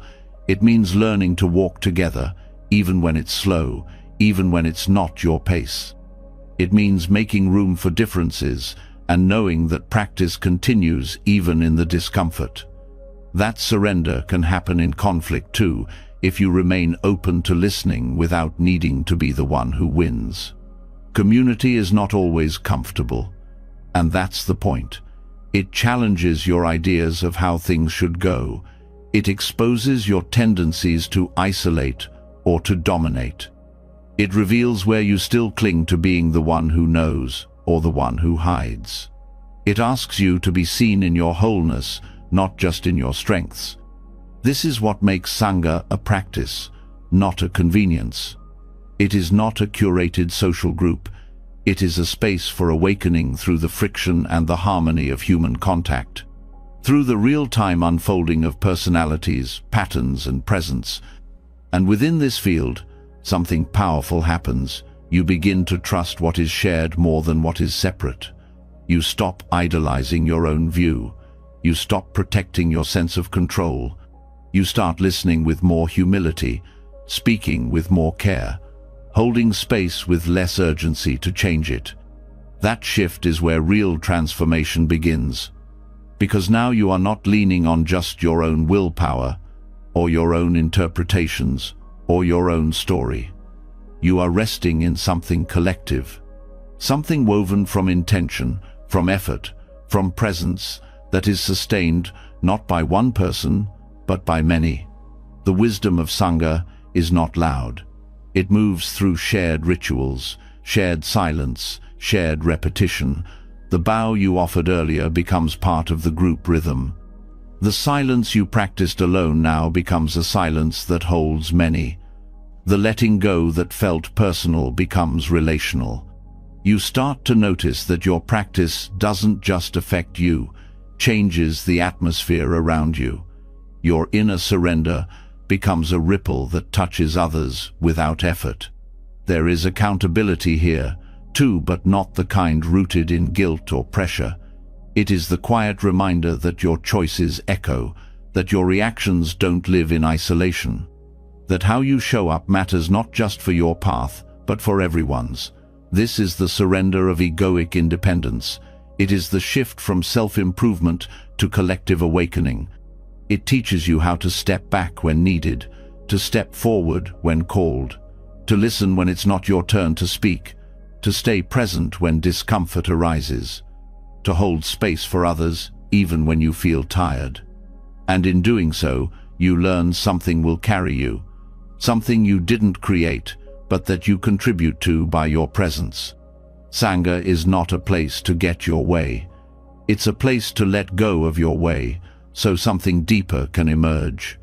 A shared field of mindfulness, a net of compassion, a rhythm that isn't about any one person but includes everyone. You learn to sit in circles, not in thrones. You learn to speak from the heart, not from performance. You learn that being part of something greater is not about disappearing, it's about dissolving the need to be central. This kind of community becomes a living Dharma, not just a reflection of teachings, but a teacher in itself. It teaches you patience when things feel slow, forgiveness when things feel messy, trust when you feel unsure, and it gives you a place to return to when your own voice feels too loud or too lost. You also begin to feel the power of shared energy. Sitting alone has its depth, but sitting together deepens presence in ways that can't be explained. There is strength in breathing together, in walking together, in bowing together. Something happens in the space between bodies that can't happen in solitude. Stillness is amplified. Awareness is supported. The longing to control becomes easier to release when you feel held. This doesn't mean Sangha is perfect. It means you stop needing it to be. You start relating to community with maturity, not just from your wounded parts. You begin to trust the imperfections as part of the practice, the misunderstandings, the awkward moments, the repairs, the silence after conflict. It's all part of learning to love without conditions. Sangha teaches that spiritual growth is not just an internal journey, it is how you show up with others, how you serve without being seen, how you soften without giving up your voice, how you stay when it's easier to leave. You surrender not by disappearing, but by letting go of needing to be right, important, impressive. You surrender by trusting the invisible threads that hold the group together, the collective rhythm, the shared silence, the common vow to wake up. This trust becomes a ground you didn't know you needed. It allows you to stop performing, to rest without isolation, to feel supported without losing your individuality. It allows you to be part of something sacred without needing to shape it. And when you walk away, something stays with you. A memory not of faces or names, but of presence. The quiet strength of being held, the wisdom of being mirrored, the beauty of not being the center of your story for once. Let yourself settle into that now. Let the idea of mine dissolve. Let yourself be part of something wide and silent and kind. Let community become your teacher. The moment you feel held by something larger than yourself, by community, by shared silence, by the act of simply being seen without performance, a subtle layer of urgency begins to unravel.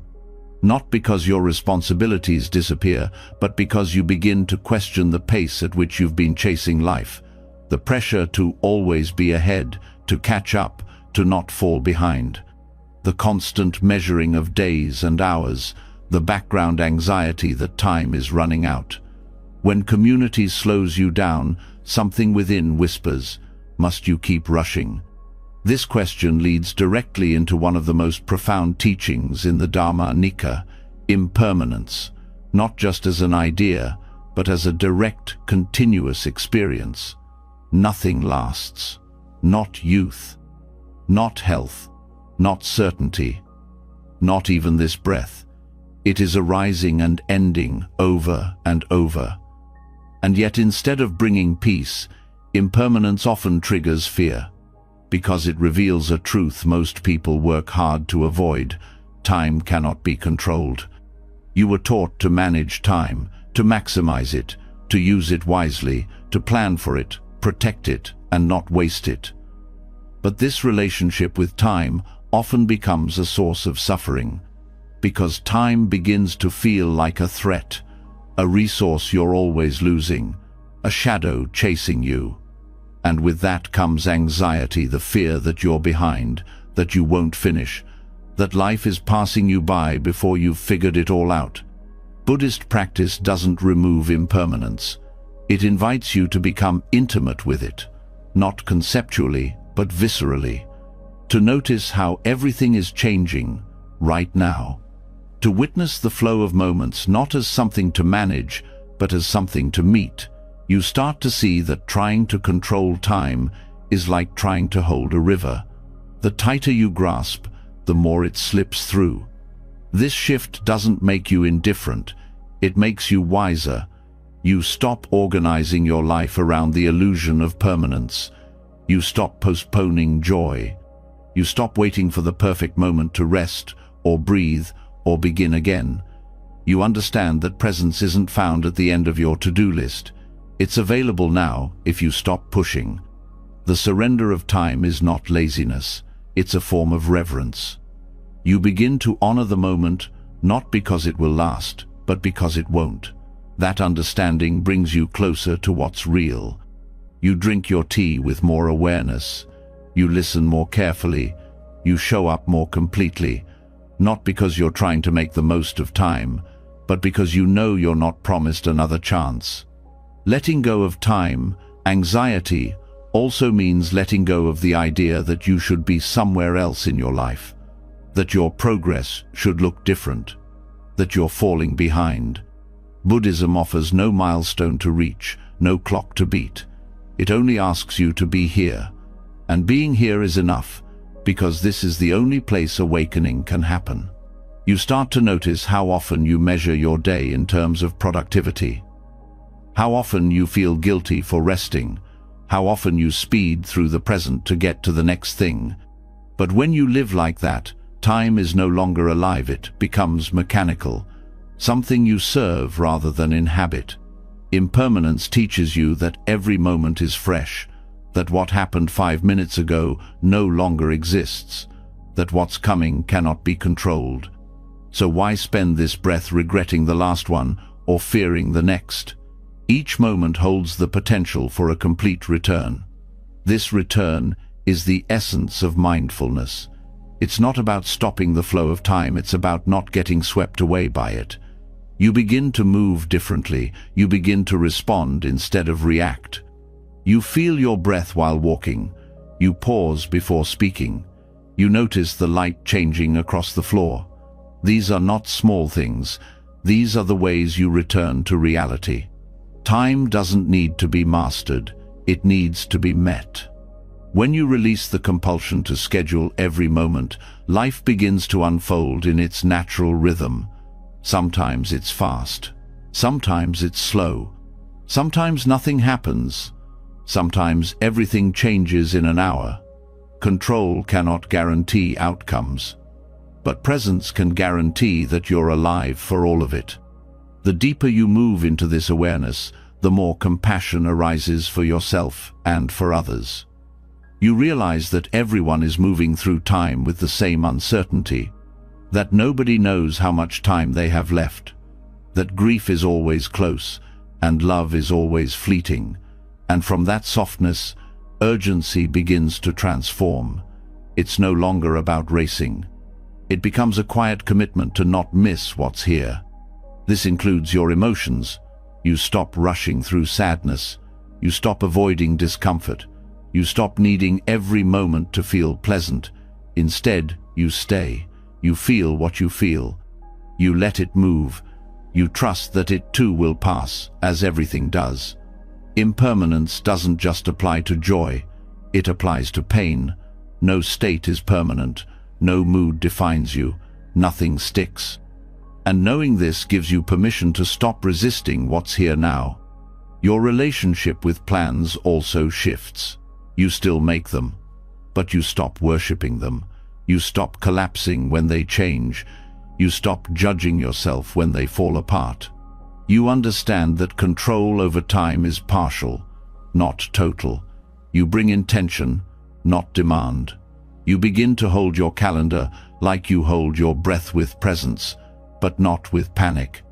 This kind of surrender also brings healing to your nervous system. Constant urgency keeps the body in fight or flight. It creates pressure in the chest, tension in the jaw, shallowness in the breath. But when you surrender to time's flow, when you allow impermanence to guide rather than threaten you, the body begins to relax. Your breath deepens, your heart rate slows, your shoulders drop. This is not because everything is going your way, it's because you're no longer resisting the way things go. This surrender allows you to prioritize differently. You stop doing things just to stay busy. You start doing what nourishes, what aligns, what feels true. You don't rush through life looking for meaning. You move slowly enough to feel it. You also begin to relate differently to others.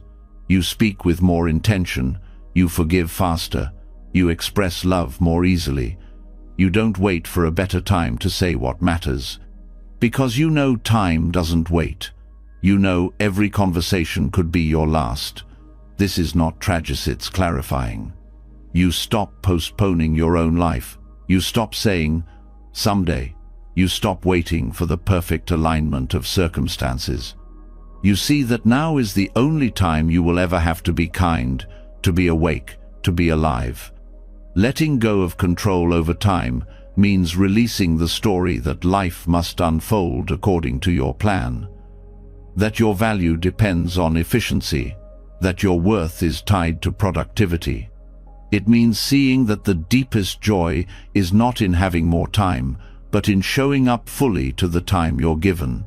The practice is simple, not easy, but simple. Breathe, pause, listen. Let time move through you. Let it teach you. Let it show you that every moment contains everything. Not because it's perfect, but because it's real. This is what frees you from the anxiety of the clock. You begin to live not by the ticking of seconds, but by the rhythm of presence. And that presence is always now. When the urgency to control time dissolves, what remains is not chaos but a deeper kind of quiet. You begin to see that even your most detailed schedules, your most carefully drawn timelines, your most perfectly laid out goals are not guarantees. They are outlines sketched on water. They are shapes drawn from hope, from memory, from fear, but not from reality. And this leads to a deeper truth. It's not just time that moves beyond your control, it's everything. This is where the teaching of sunyata, or emptiness, begins to open. Emptiness does not mean nothingness. It doesn't mean that life is meaningless or hollow. It means that things do not exist in the solid, independent, permanent way your mind assumes they do. Nothing stands alone. Nothing stays the same. Nothing can be fully captured or fixed, not even your best plans. Plans seem like stability. They give you a sense of direction, of predictability, of purpose. But when you cling to them too tightly, they turn into burdens. They create expectations that reality often refuses to follow. You end up fighting the moment because it doesn't match what you imagined. And this fight creates tension. Not because something went wrong, but because you believed that things were supposed to go only one way. Sunyata invites you to see through that illusion. It teaches that all things are empty of fixed identity. Every experience, every person, every event is shaped by conditions. Those conditions are always shifting. What looked solid a moment ago begins to dissolve. What you thought was certain suddenly changes shape. Your plans, no matter how wise or detailed, are also empty in this way. They are made of thoughts, hopes, assumptions, cultural ideas of success, personal definitions of progress. They are not wrong, but they are not truth. They are tools, and when you mistake a tool for reality, you begin to suffer. Strategic surrender is the practice of using plans without being trapped by them. It means you honor your intentions, but you remain available to the unexpected. You learn to adapt without panic. You move with clarity, but not with rigidity. This is not a rejection of responsibility, it's a more intelligent way of holding it. You plan because direction is useful, but you surrender the outcome because you know that control is partial, always conditioned, never absolute. When you live from this understanding, your relationship to the future changes. You stop needing to define every step before you begin. You stop needing to know exactly how things will unfold. You make room for mystery not as something to fear, but as something to work with.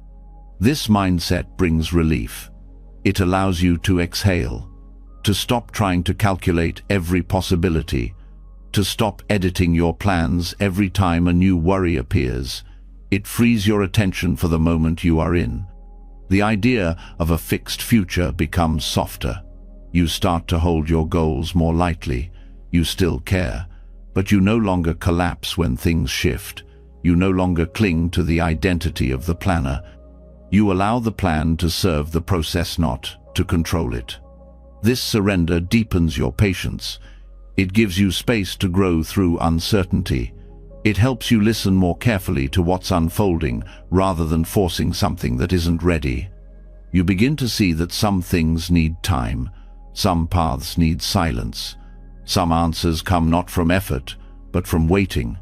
When you cling to plans, you often miss what's actually happening. You overlook opportunities because they don't look like what you expected. You rush through lessons because they don't fit your schedule. You reject detours that might have opened something new. Sunyata reminds you that what feels like delay may actually be realignment. What looks like failure may be a shift in conditions that you couldn't have predicted. What seems like confusion may be the beginning of a deeper clarity. In this view, surrender is not weakness, it is wisdom. It's the wisdom that recognizes you're not the only force shaping your life. That life is collaborative, that it includes causes and effects far beyond your control. And that doesn't make you powerless. It makes you part of something much more alive. You begin to move with more humility. You stop expecting life to bend to your schedule. You stop fighting what shows up. You start welcoming change, not because you like it, but because you trust that it belongs. This doesn't mean you stop planning. It means your planning becomes a kind of listening. You start with intention, but you remain open.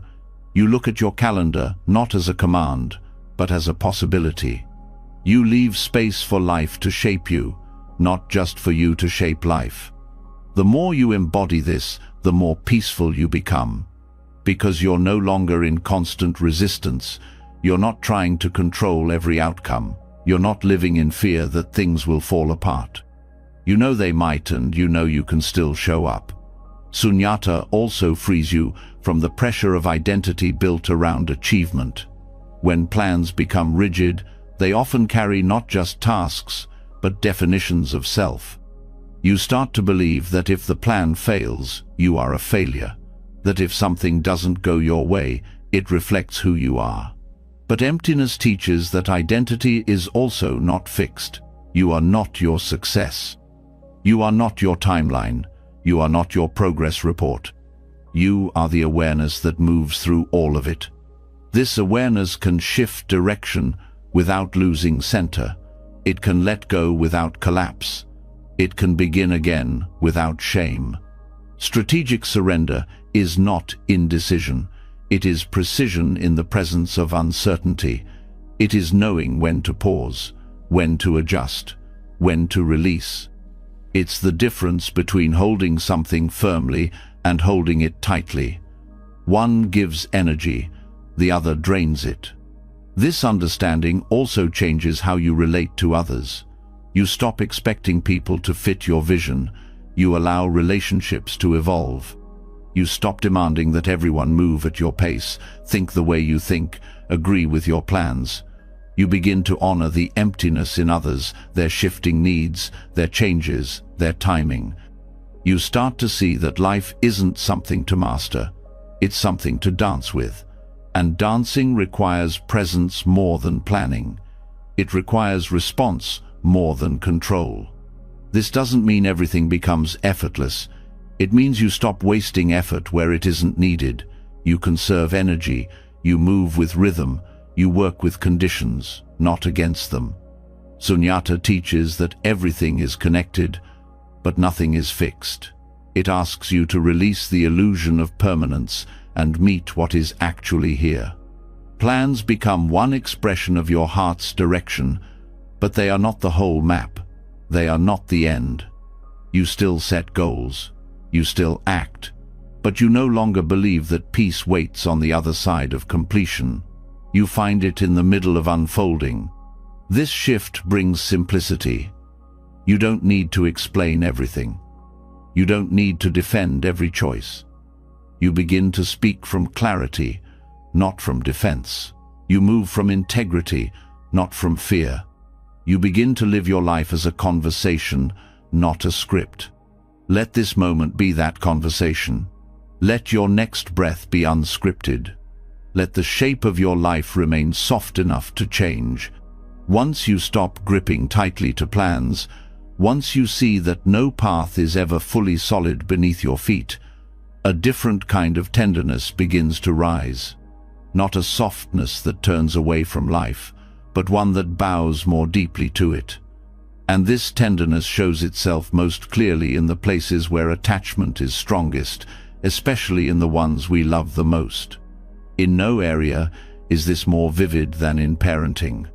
The moment someone becomes a parent, something ancient awakens, an instinct to protect, to guide, to shape, to make things right.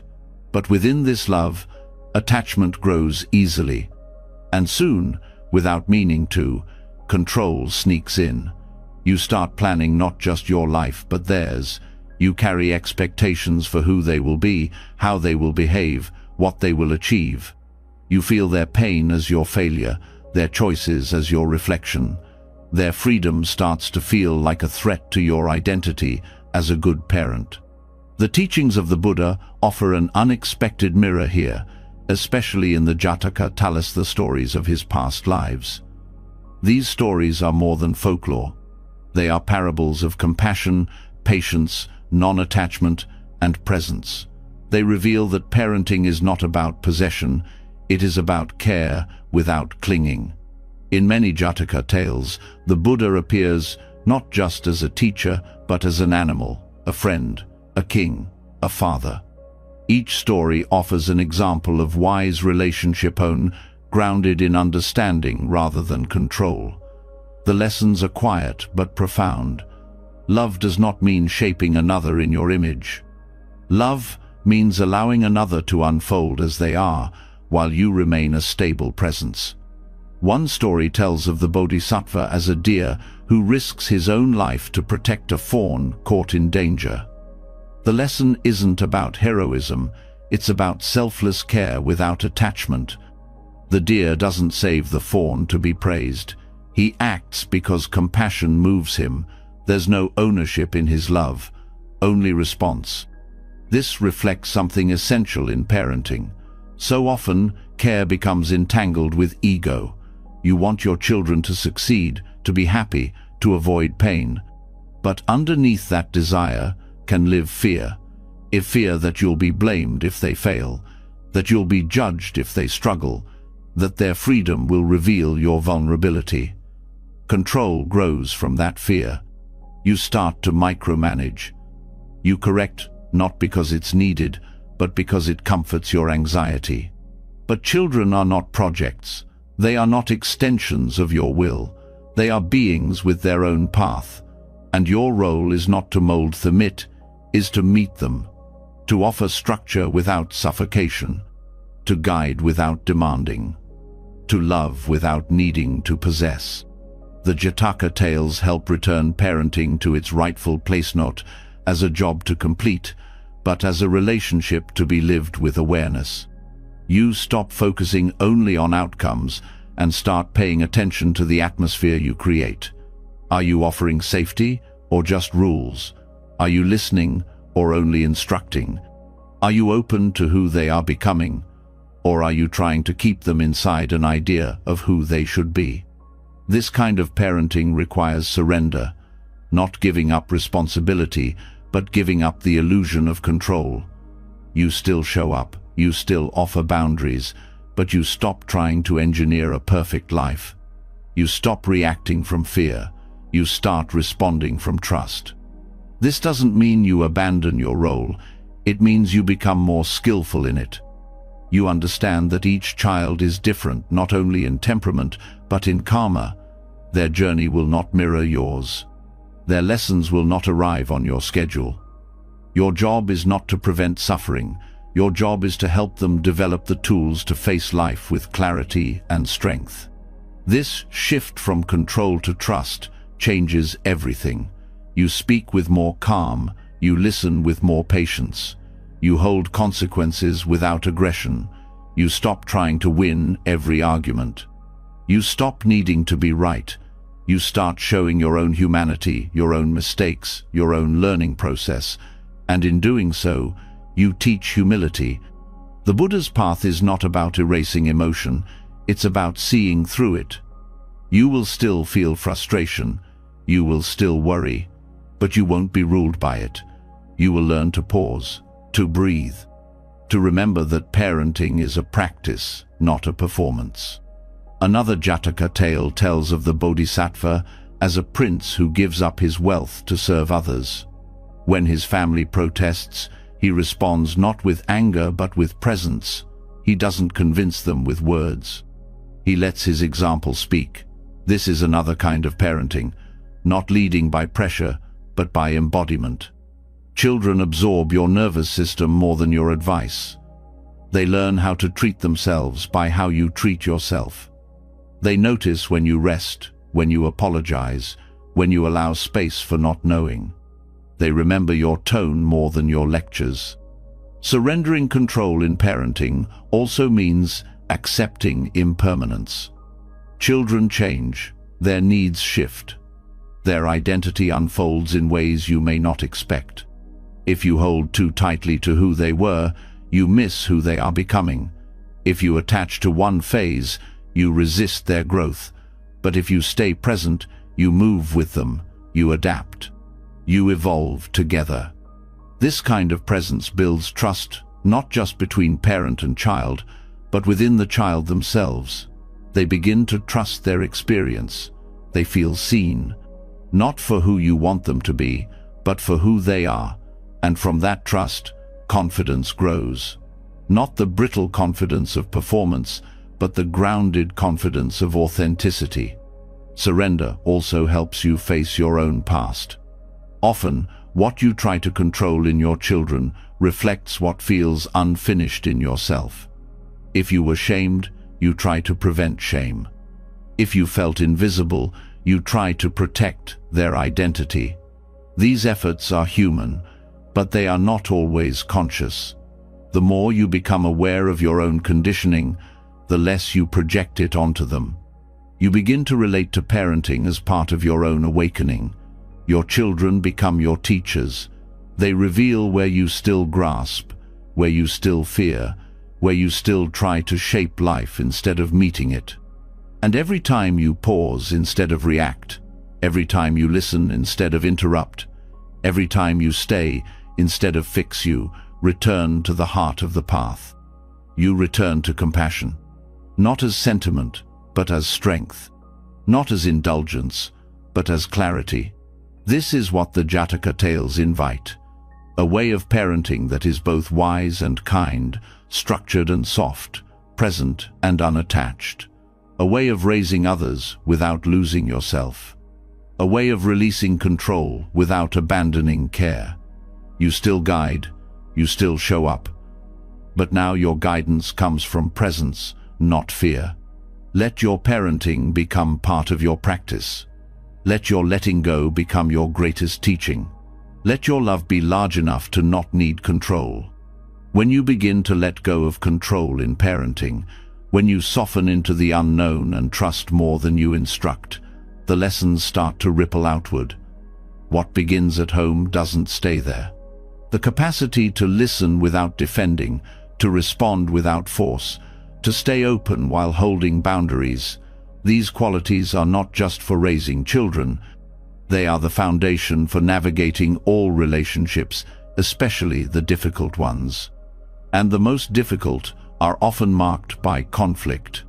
Conflict stirs something primal, the urge to win, to justify, to defend, to control. Words become weapons. Silence becomes armor. You feel your body tighten, your heart races. You start seeing the other person not as they are, but as a threat.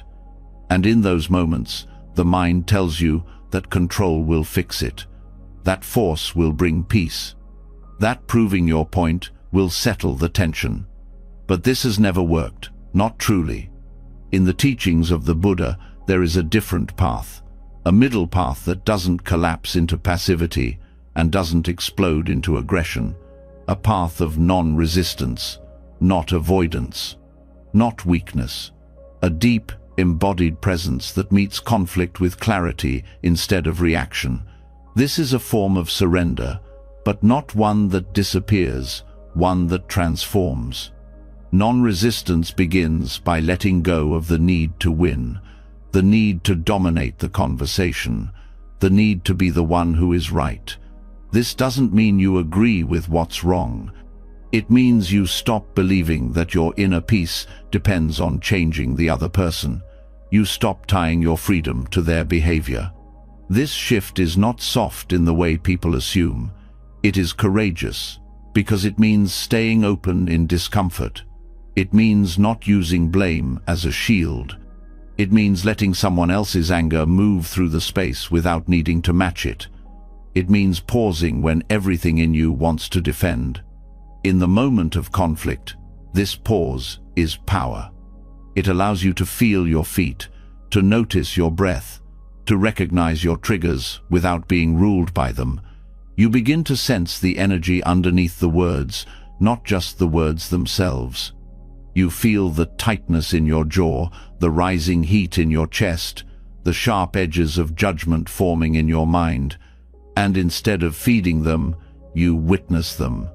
This witnessing is not withdrawal, it is presence.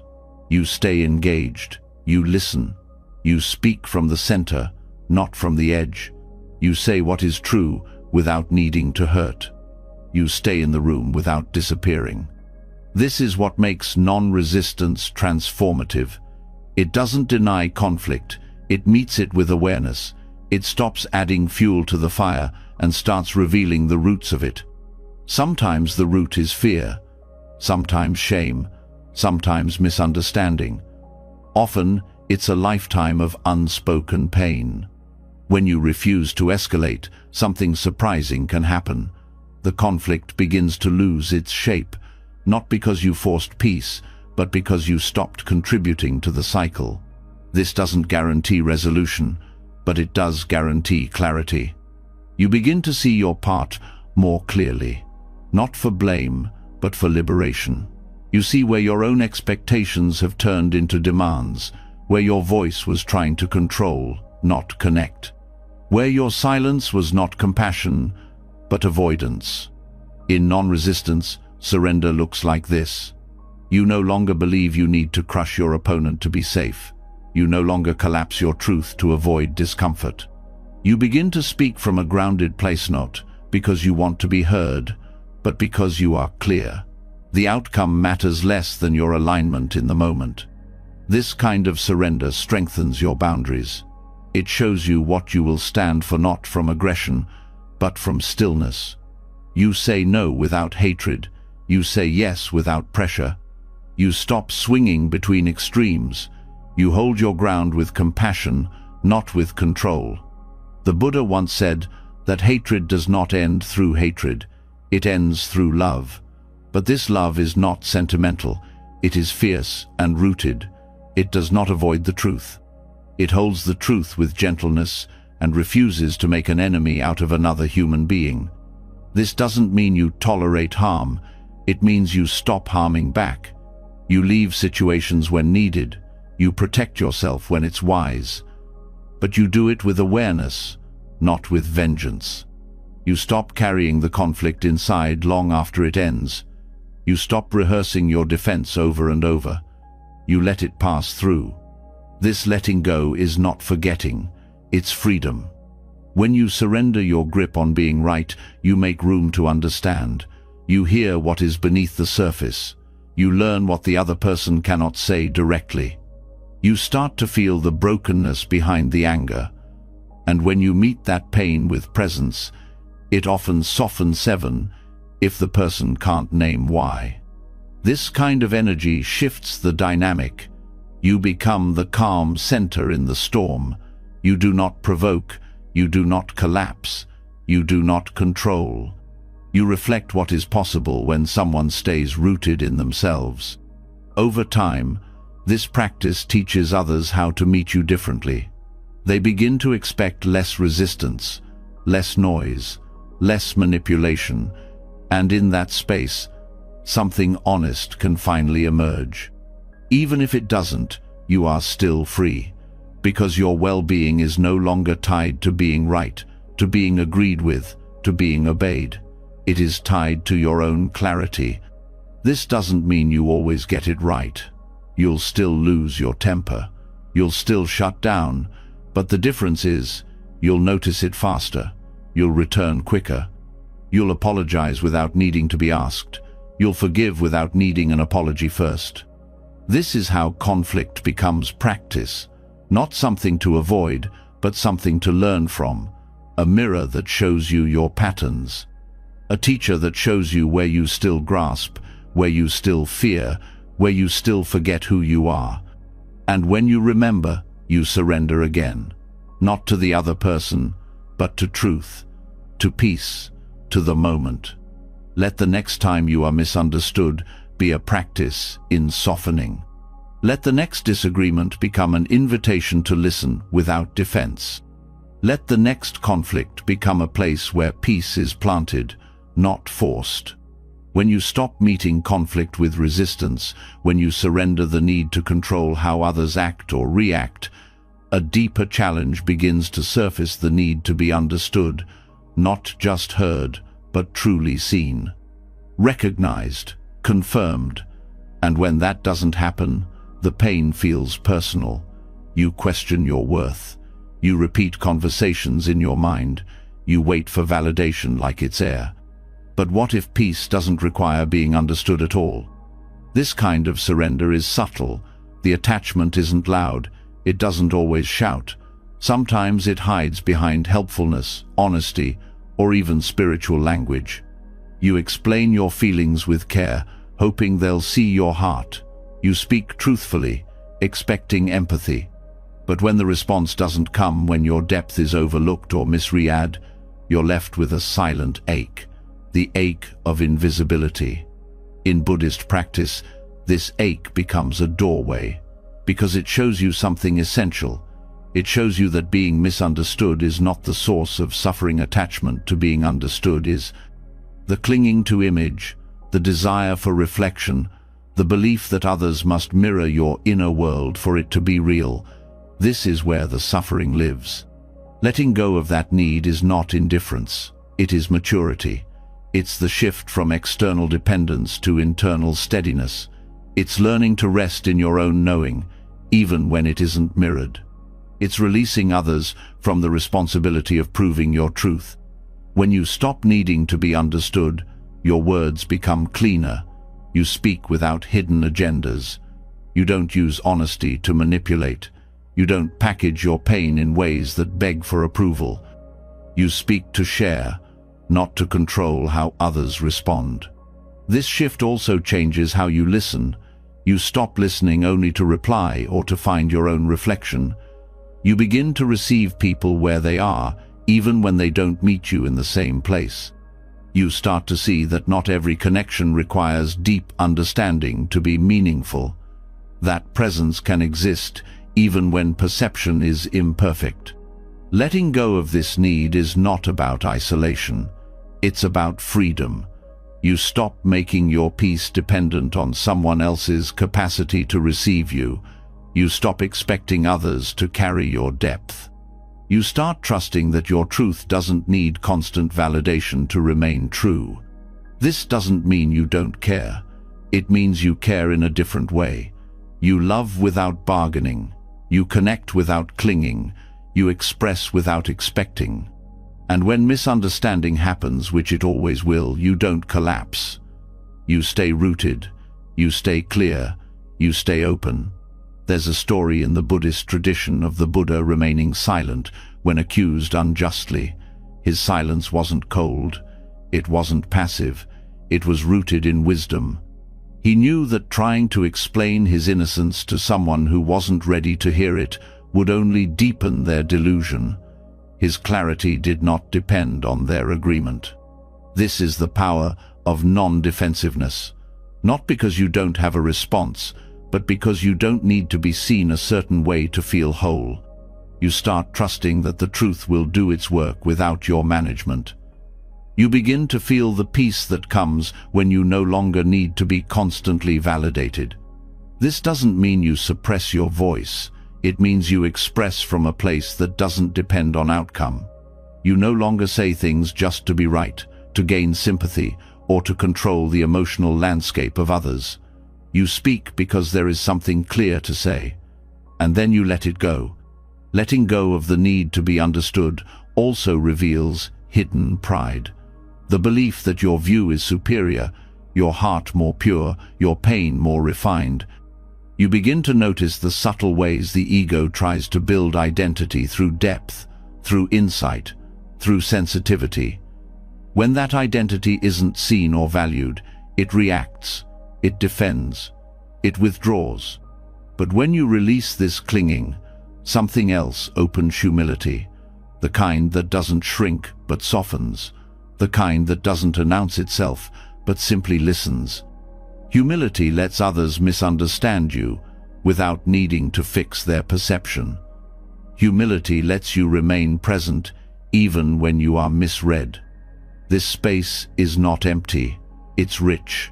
It's where compassion grows, because the more you release the need to be seen, the more clearly you see others. You recognize that everyone is carrying their own lens, their own past, their own pain, their own filters. You stop trying to force your way through those filters. You meet people where they are, not where you wish they would be. This also frees your relationships. You stop testing people with your vulnerability. You stop resenting them for not knowing what you didn't say. You stop needing them to hold what you are still learning to hold yourself. And you begin to choose where and how to be known more wisely. You share more slowly. You observe more carefully. You respect timing. You stop rushing intimacy. You stop equating closeness with total understanding. You start recognizing that the deepest intimacy often comes not from being completely seen, but from being completely present even when you are not. This way of relating requires inner strength. It asks you to trust your path even when it is lonely. It asks you to stop proving, performing, persuading. It asks you to remember that your inner life is not a product for others to review. It is your practice, your sanctuary, your unfolding. And in this surrender, something beautiful appears. Silence no longer feels like erasure. Misunderstanding no longer feels like danger. You begin to find safety in being unknown. You begin to feel the lightness of not needing to manage perception. You begin to remember that your peace was never meant to depend on anyone else's understanding. You also become more honest with yourself. You start to notice where your need to be understood has led you to over-explain, to compromise your truth, to abandon your boundaries. You begin to reclaim the parts of you that were hidden, not because they were wrong, but because you feared they wouldn't be received. Now, you welcome those parts back. Not with pride, not with performance, but with quiet belonging. You belong to yourself, not in opposition to others, but in wholeness that includes them, without depending on them. Letting go of being understood doesn't mean becoming distant. It means becoming steady. It means you can still offer your truth without fear, still love without attachment, still stand without resistance. You stop chasing connection as a way to soothe your doubt.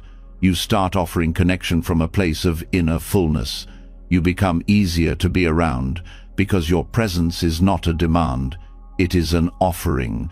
And that offering transforms everything not by force, but by depth. Let this be your practice now. Let silence hold what others don't yet understand. Let clarity remain even when you're misread. Let your heart stay open even when it's not fully seen. After letting go of the need to be understood, a deep stillness begins to grow inside you. You no longer chase approval. You no longer bend your truth to be seen. You speak, you listen, and you rest in your own clarity. But as soon as you return to the world, another force begins to pull at you quietly, relentlessly, and often without your awareness. This pull doesn't come through a person or a conversation, it comes through a screen. In the modern age, attention is currency. Devices demand it, platforms shape it, and algorithms feed on it. Every notification, every scroll, every click is part of a system designed to capture your mind and keep it spinning. And the mind, already conditioned to crave control, gets seduced by the illusion that technology makes life more manageable. That if you just respond fast enough, stay informed enough, post frequently enough, track everything, and never miss a message, you'll finally be at peace. But peace doesn't come. Instead, the days blur. The body tightens, the breath shortens, the mind grows more scattered, and slowly, without noticing, you stop living your life directly. You begin living through filters organized by apps, interrupted by alerts, weighed down by digital noise. This is not a rejection of technology, it's a call to wake up inside it. Buddhism doesn't label things as good or bad. It teaches you to look deeply, to ask, what is this creating in me? Is it clarity or confusion? Freedom or clinging? Mindfulness or reaction? Digital over-control is subtle. It masks itself as productivity. You make lists, sync calendars, reply quickly. But underneath is often a fear of being left behind, of missing out, of not being seen. So you check again and again. The habit becomes compulsive. Not because you're weak, but because your mind was never designed to process this much stimulation this fast for this long. The Buddha taught that suffering arises from craving, aversion, and ignorance. Digital life encourages all three, craving through the endless desire for likes, attention, novelty, aversion through outrage, comparison, distraction, ignorance through the unconscious habits that fill your day without reflection. Mindful reorientation begins by noticing how often your fingers move before your awareness does. How often you reach for your device in silence, in discomfort, in boredom. Not because you need to, but because you forgot how to simply be. Awakening within digital life is not about complete disconnection, it's about intimacy. Can you be fully present while using a device? Can you bring the same attention to one email that you would bring to your breath? Can you feel your body as you scroll? Can you notice your breath as you type? This is not easy. The digital world is built for speed, but awakening requires slowness. So the first step is pause. Not dramatic withdrawal, just a breath before you touch the screen. Just a heartbeat before you respond. Just enough space to ask, is this necessary? Is this kind? Is this true? The next step is simplification. You don't need to track everything. You don't need to read every headline. You don't need to be instantly available. When you try to control every part of your digital experience, it begins to control you. Simplicity is not about minimalism as aesthetics. It's about function. Does this serve presence, or does it scatter it? Begin to observe your habits. When do you reach for your phone? What are you avoiding? What are you hoping to feel? What do you feel instead? The screen often promises relief, but delivers restlessness. The promise of connection leads to more comparison. The promise of productivity often leads to burnout. Buddhist practice brings the attention back inward. You begin to turn toward the discomfort you were trying to scroll past. You feel your loneliness without masking it in content. You sit with your restlessness instead of numbing it through notifications. This return to discomfort is not punishment, it's healing. Because it teaches you that you don't have to run. That peace is not found in more input. It is found in meeting the moment exactly as it is, even when it's quiet, awkward, or slow. From this space, intentional habits can be built. You begin to set boundaries not to restrict yourself, but to protect your clarity. You turn off what distracts. You make space for silence. You schedule less. You answer when you're truly present. You begin to experience digital tools as tools, not as extensions of your nervous system. And your nervous system begins to shift. The addiction to stimulation lessens. The mind starts to settle. The need to always be plugged in softens. You start to feel joy in small things.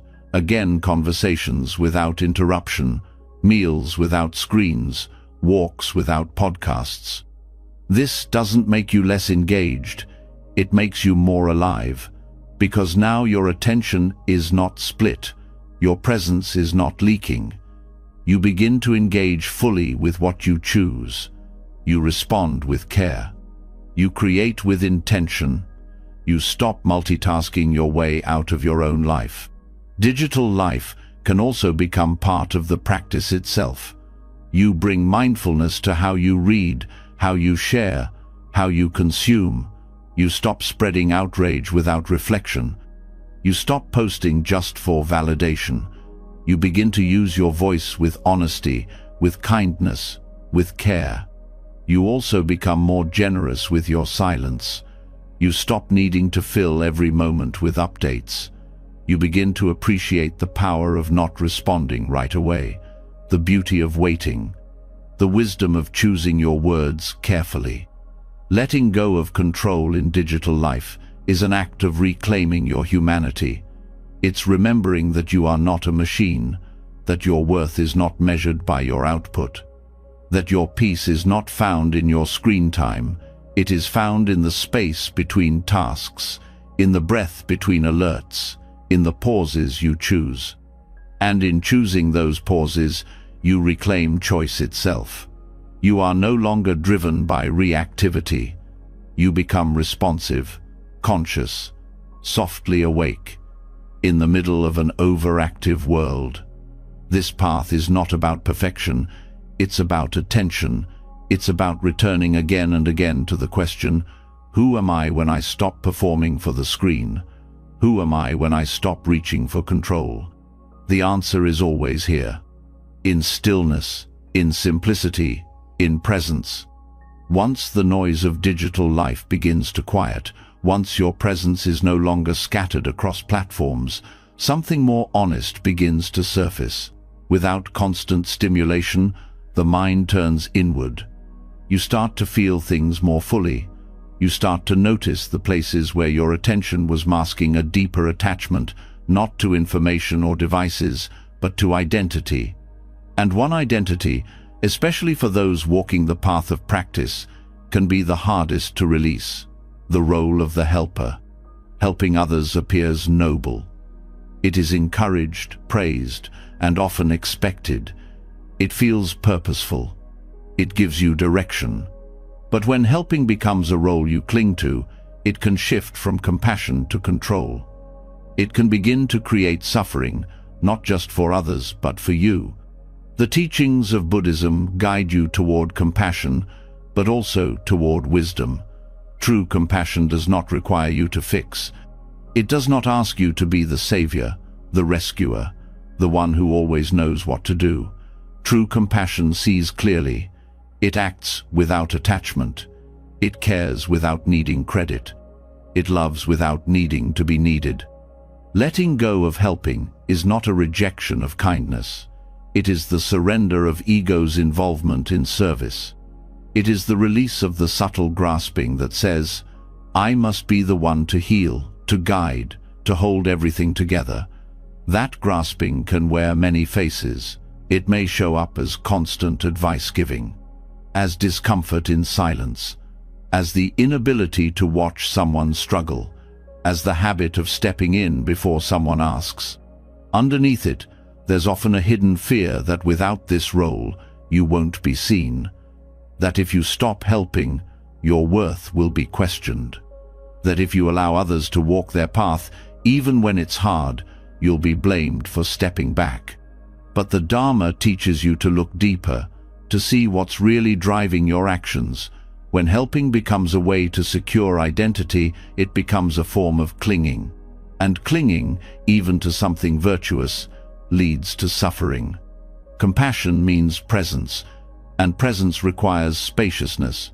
If you fill every gap with advice, with comfort, with solutions, you rob others of their own wisdom. You interrupt their unfolding. You try to carry what may not be yours to hold. Letting go of helping allows for a different kind of love, one that honors autonomy, one that respects silence, one that doesn't rush in to protect others from their own lessons. There is a story in the Buddhist tradition of a monk who tried to shield another from suffering by offering comfort too soon. Instead of healing, it delayed growth. Because some truths need to be touched directly. Some awakenings require discomfort. And not every pain is meant to be avoided. To truly help, you must release the impulse to take away pain at any cost.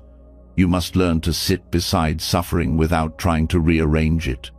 You must learn to trust that others have their own path, their own timing, their own inner teacher. This is the wisdom that balances compassion. Without it, helping becomes interference. With it, helping becomes spacious, honest, and free of attachment. This letting go can feel unnatural. It challenges the idea that your value lies in how useful you are. It invites you to be with others without being the solution. It asks you to stop performing goodness and to start embodying presence. It may mean holding your tongue. It may mean walking away. It may mean allowing someone to fall not out of cruelty, but out of deep respect. This is where compassion becomes subtle. It no longer seeks to rescue, it seeks to accompany. It no longer offers solutions before being asked. It waits, it listens, it honors boundaries. And in doing so, it becomes safer, more real, more trustworthy. Letting go of helping also means facing your discomfort with powerlessness. Watching someone struggle and not stepping in can feel unbearable. But that feeling is not a sign to act, it is a mirror. It shows you where you still resist the truth that suffering is part of life. Not all pain is a mistake. Not all difficulty needs to be removed. Sometimes the most compassionate act is to stop interrupting the process. You begin to trust that silence can be healing, that presence is often more powerful than words, that your being, rooted and open, may offer more than any advice ever could. This surrender also protects you from burnout. When you believe you must always help, always hold space, always fix, you drain yourself, you become resentful, you begin to give from depletion. Letting go means you recognize your limits, not as a failure, but as part of your practice. This honesty becomes a form of compassion toward yourself. You begin to care for your own needs without guilt.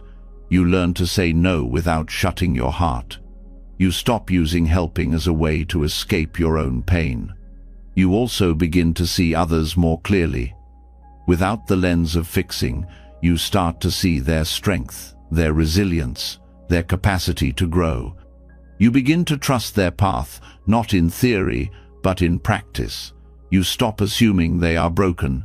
You start recognizing that sometimes the most loving thing you can offer is space. This doesn't mean you stop caring. It means you care differently. You check your motivation before offering support. You wait to be invited. You ask before acting. You share with humility. You listen without trying to lead. And when you are called to help, you do so with presence, not urgency, with clarity, not control, with compassion, not agenda. This is how helping transforms. It becomes a gift, not a strategy, a gesture, not a role. It flows from awareness, not from fear, and it nourishes both the giver and the receiver. The Buddha's path invites you to see every moment as an opportunity to wake up, even moments where you want to help, especially those, because in those moments, your deepest attachments are revealed: the need to be good, to be needed, to be seen as kind. Letting go of those reveals a different kind of kindness, one that doesn't grasp, one that doesn't control, one that simply shows up steady and silent and asks nothing in return. Let your next act of love be smaller, quieter, slower. Let your presence speak more than your words. Let your heart remain open, even when you do nothing at all. When you release the grip on being the helper, when you stop measuring love by your ability to fix, what begins to emerge is something quieter, a sense of space. Not the absence of care, but the beginning of a deeper offering. You're no longer acting from urgency. You're no longer proving anything. You're simply available. And this availability is the doorway into one of the most paradoxical vows on the Buddhist path, a Bodhisattva vow. It is a promise that seems impossible: to remain in this world not for escape, not for personal enlightenment alone, but for the awakening of all beings. It's not a goal. It's not an accomplishment. It's a letting go so profound that it becomes the path itself. On the surface, it sounds noble, almost heroic. But if you look closer, it is not built on control or ambition. It's built on surrender. To make such a vow means stepping out of the mindset of personal gain. It means setting aside the comfort of clear outcomes. It means living without a finish line. The Bodhisattva does not serve because the path is efficient. The Bodhisattva serves because compassion no longer asks for permission. This is not about becoming selfless in the way the ego imagines. It is not erasing yourself. It's awakening to the truth that the self was never a separate, fixed entity to begin with.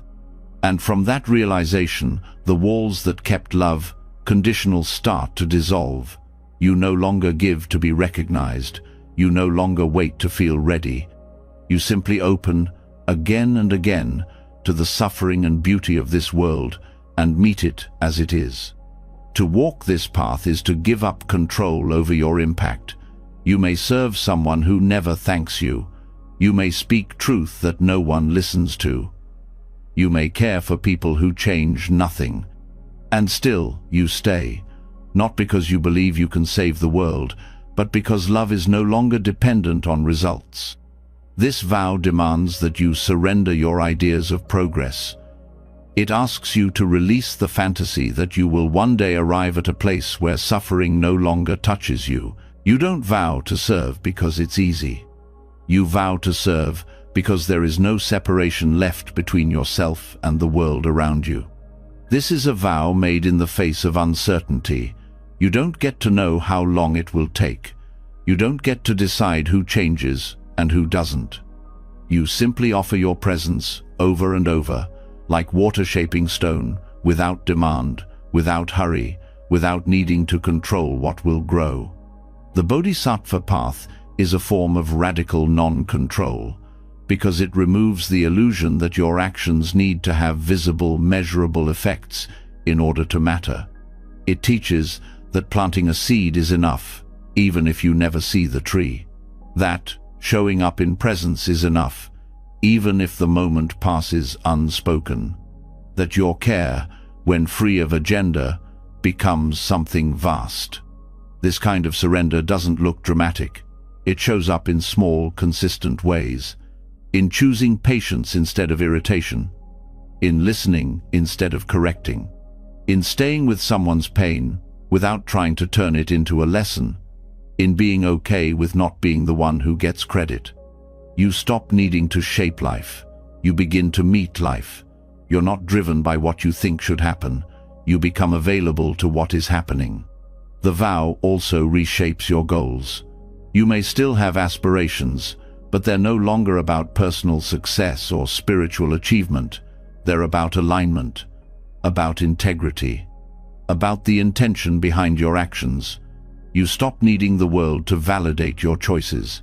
You rest in the knowing that your life is being used for something larger than self-protection. This way of being doesn't erase boundaries. It doesn't mean letting others walk over you or drain you. It means you learn to give without attachment. You serve because you're no longer trapped in the belief that life is about your preferences.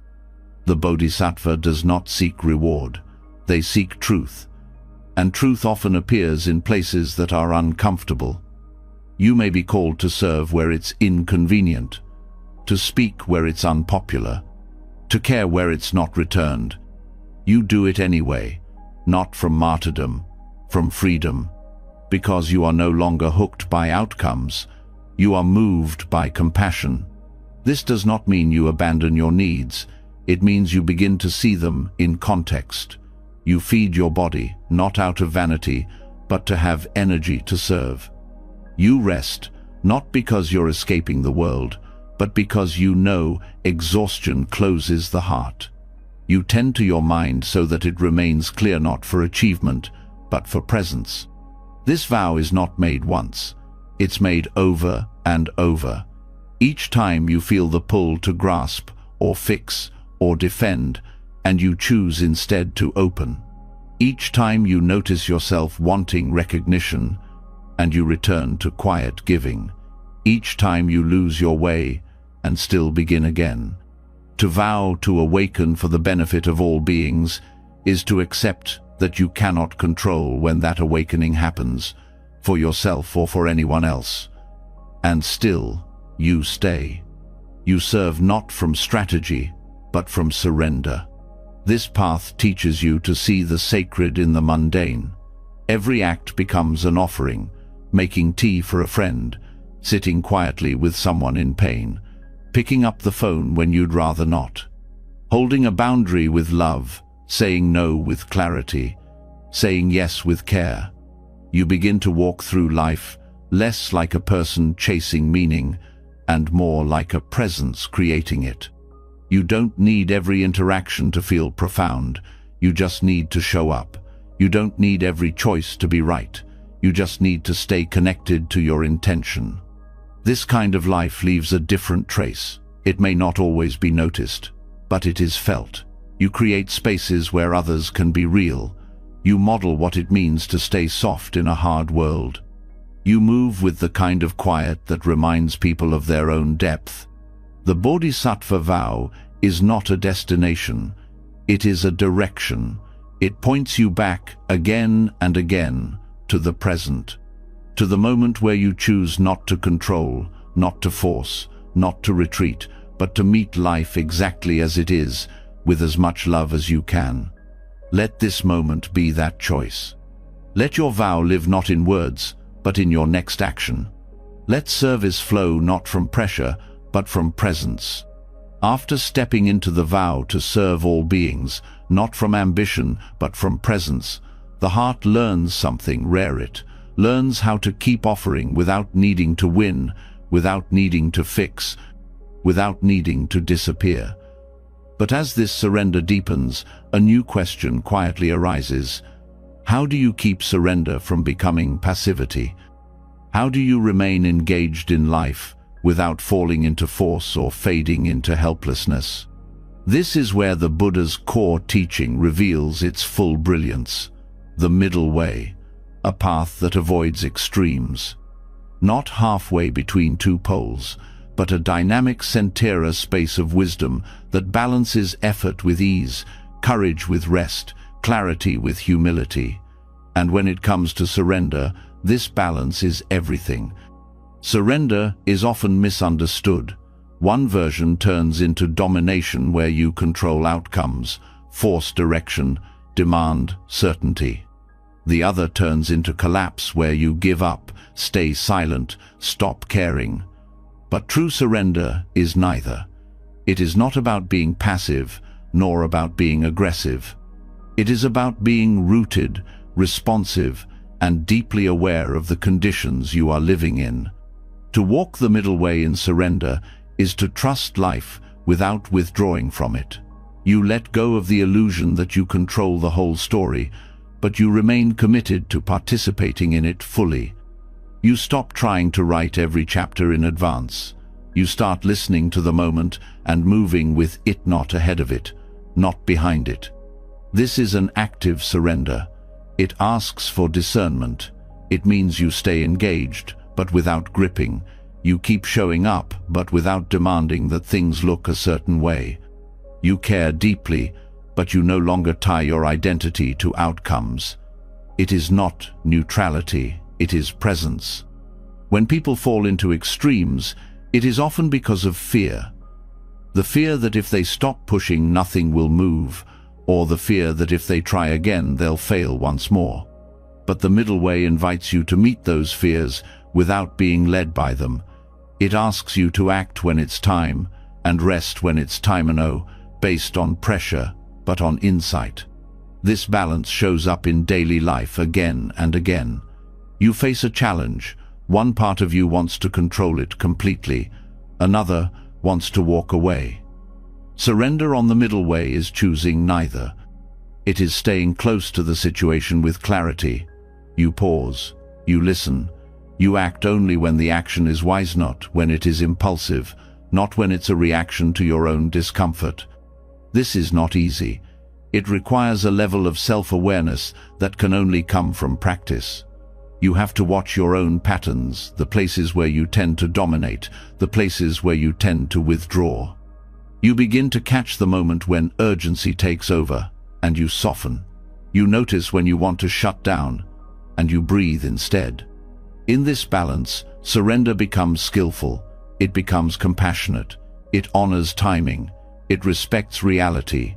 You do what you can, and then you let go. You bring effort, but without strain. You release control, but not responsibility. You speak your truth, but you don't impose it. The middle way reminds you that wisdom does not come from force, and it doesn't come from silence born of fear.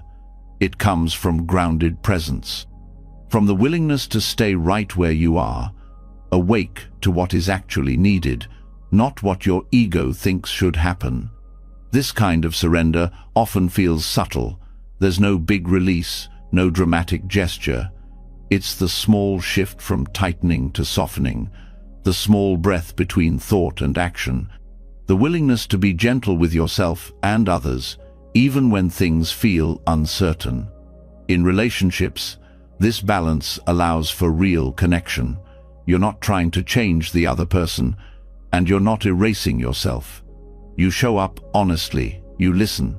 You let the space between you be open enough for truth, but steady enough to hold care. You stop managing people's reactions. You start trusting your own integrity. In work, it helps you stop chasing perfection. You put in effort where it matters, but you let go of micromanagement. You stop using productivity as proof of your value. You rest when rest is needed. You step back when clarity fades. You stop needing to control every outcome to feel safe. In spiritual practice, it frees you from the idea that progress looks a certain way. You stop measuring your stillness. You stop trying to reach enlightenment like it's a prize. You sit, you breathe, you return. And you begin to trust that presence itself is enough. This path also helps you face difficulty without turning away. When pain arises, the controlling mind wants to solve it. The passive mind wants to ignore it. The surrendered mind on the middle way feels it fully and responds with care, not with overreaction, not with avoidance, but with steady compassion. Over time, you begin to recognize the feel of balance in your body. Effort feels spacious, not tight. Speaking feels clear, not urgent. Waiting feels intentional, not passive. You become sensitive to the energy behind your actions, and that sensitivity becomes your compass. You also begin to forgive yourself more easily. You understand that falling into extremes is part of learning. That surrender is not a destination, it's a rhythm. You lose the balance, you come back, over and over. That coming back is the path. This way of surrender becomes a refuge.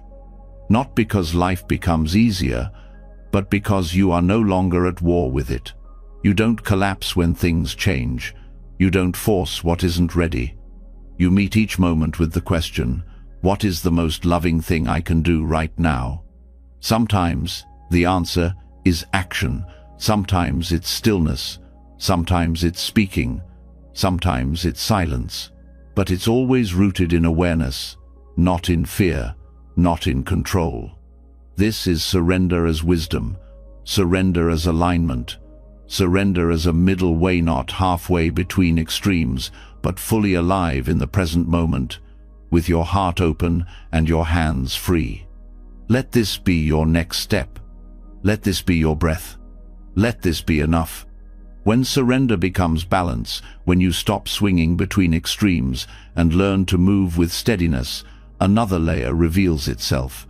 The place where attachment often hides the deepest. The space where even wise practitioners struggle to let go. That space is love. Love opens you.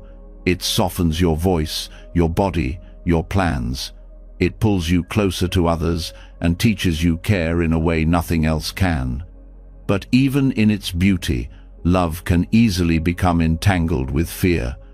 And without realizing it, the heart begins to grip. You hold too tightly. You worry too often. You give too much or expect too much. You mistake possession for intimacy. You mistake control for connection. The Buddhist path invites you to love, fully, but without clinging. Not by distancing, not by suppressing, but by changing the quality of your heart. Two practices guide this transformation: metta, or loving, kindness, and upekkha, or equanimity. Metta is not attachment disguised as love. It's not based on getting your needs met.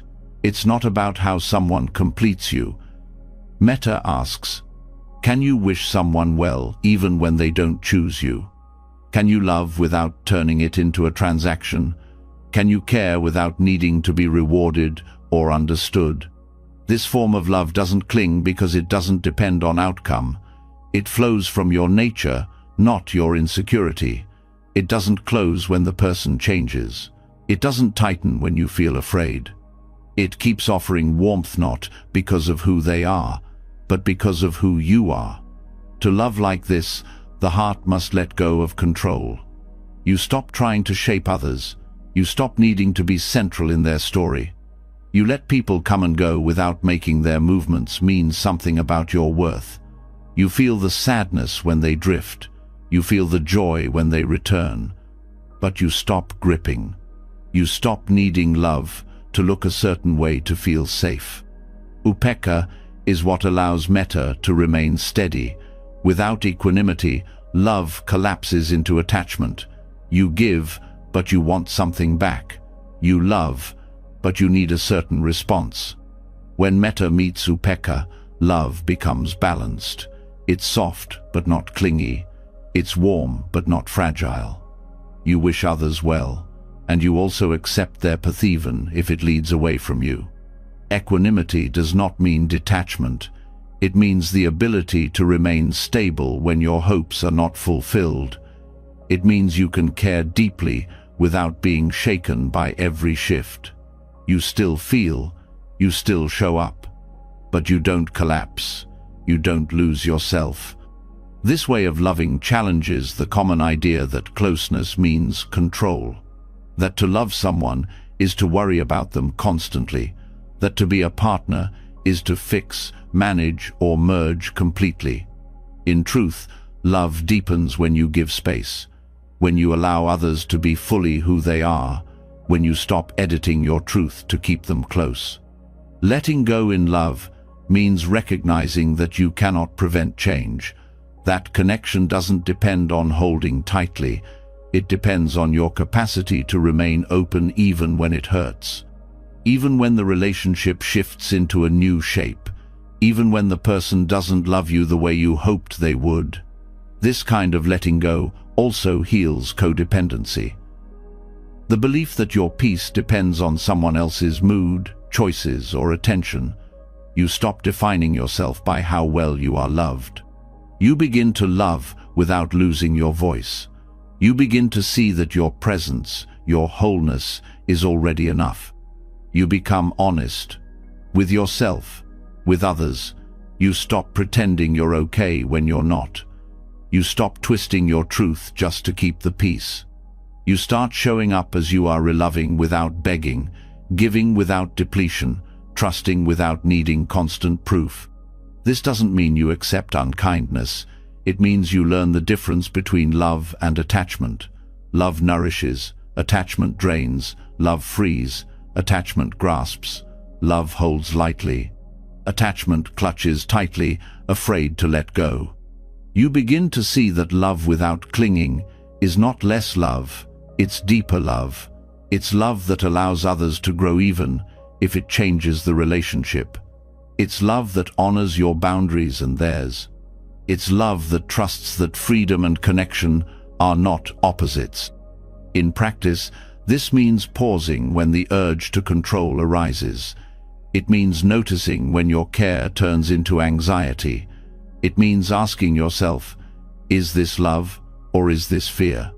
Am I holding space or am I trying to manage them? Am I being generous or am I trading care for approval? These questions are not for judgment, they're for clarity. Because once you see clearly, you can choose differently. You can soften the grasp. You can speak with more presence. You can give with less expectation. Letting go in love also means letting go of stories. The story of how the relationship was supposed to unfold. The story of who you are when you're with them. The story of what should have been. You let the stories rest. You meet the moment without needing it to match your plan. From here, relationships become more alive, more real. You stop rehearsing connection. You start participating in it. You listen more deeply. You speak more gently. You stop trying to protect yourself from heartbreak by staying half-closed. This doesn't make love easy, but it makes it free. And in that freedom, you find something rare. You begin to trust that love doesn't have to be permanent to be sacred, that it doesn't have to end a certain way to be worthwhile, that its value is not in its duration, but in its presence. You stop needing to hold on so tightly, because now you know that love is not something you keep, it's something you live. Let this be your practice. Let go of control in love, not to distance yourself, but to meet it more clearly. Let love flow through you, not get stuck inside you. Let your presence be the offering, not your grip. And now, as your body settles and your breath softens, you've journeyed through something far deeper than words. You've walked the path of letting go, not as escape, but as return. You've seen that surrender isn't weakness, but clarity. That control doesn't bring safety, but tension. That peace lives not in holding tighter, but in opening wider. Through every lesson from Zen koans to the silence of bowing, from the patience of parenting to the freedom of impermanence, you've touched the truth the Buddha lived and taught, that the more you release, the more you receive, and that the most powerful life is the one not built on control but on presence, compassion, and trust. Let tonight be a turning point, not dramatic, not loud, just one breath deeper into acceptance, one thought less attached, one moment more awake. If this journey has spoken to something inside you, share your reflection in the comments. Write, "I'm learning to let go," to remind yourself and others that surrender is a shared path. And if you'd like to keep walking this path together, don't forget to subscribe and tap the bell.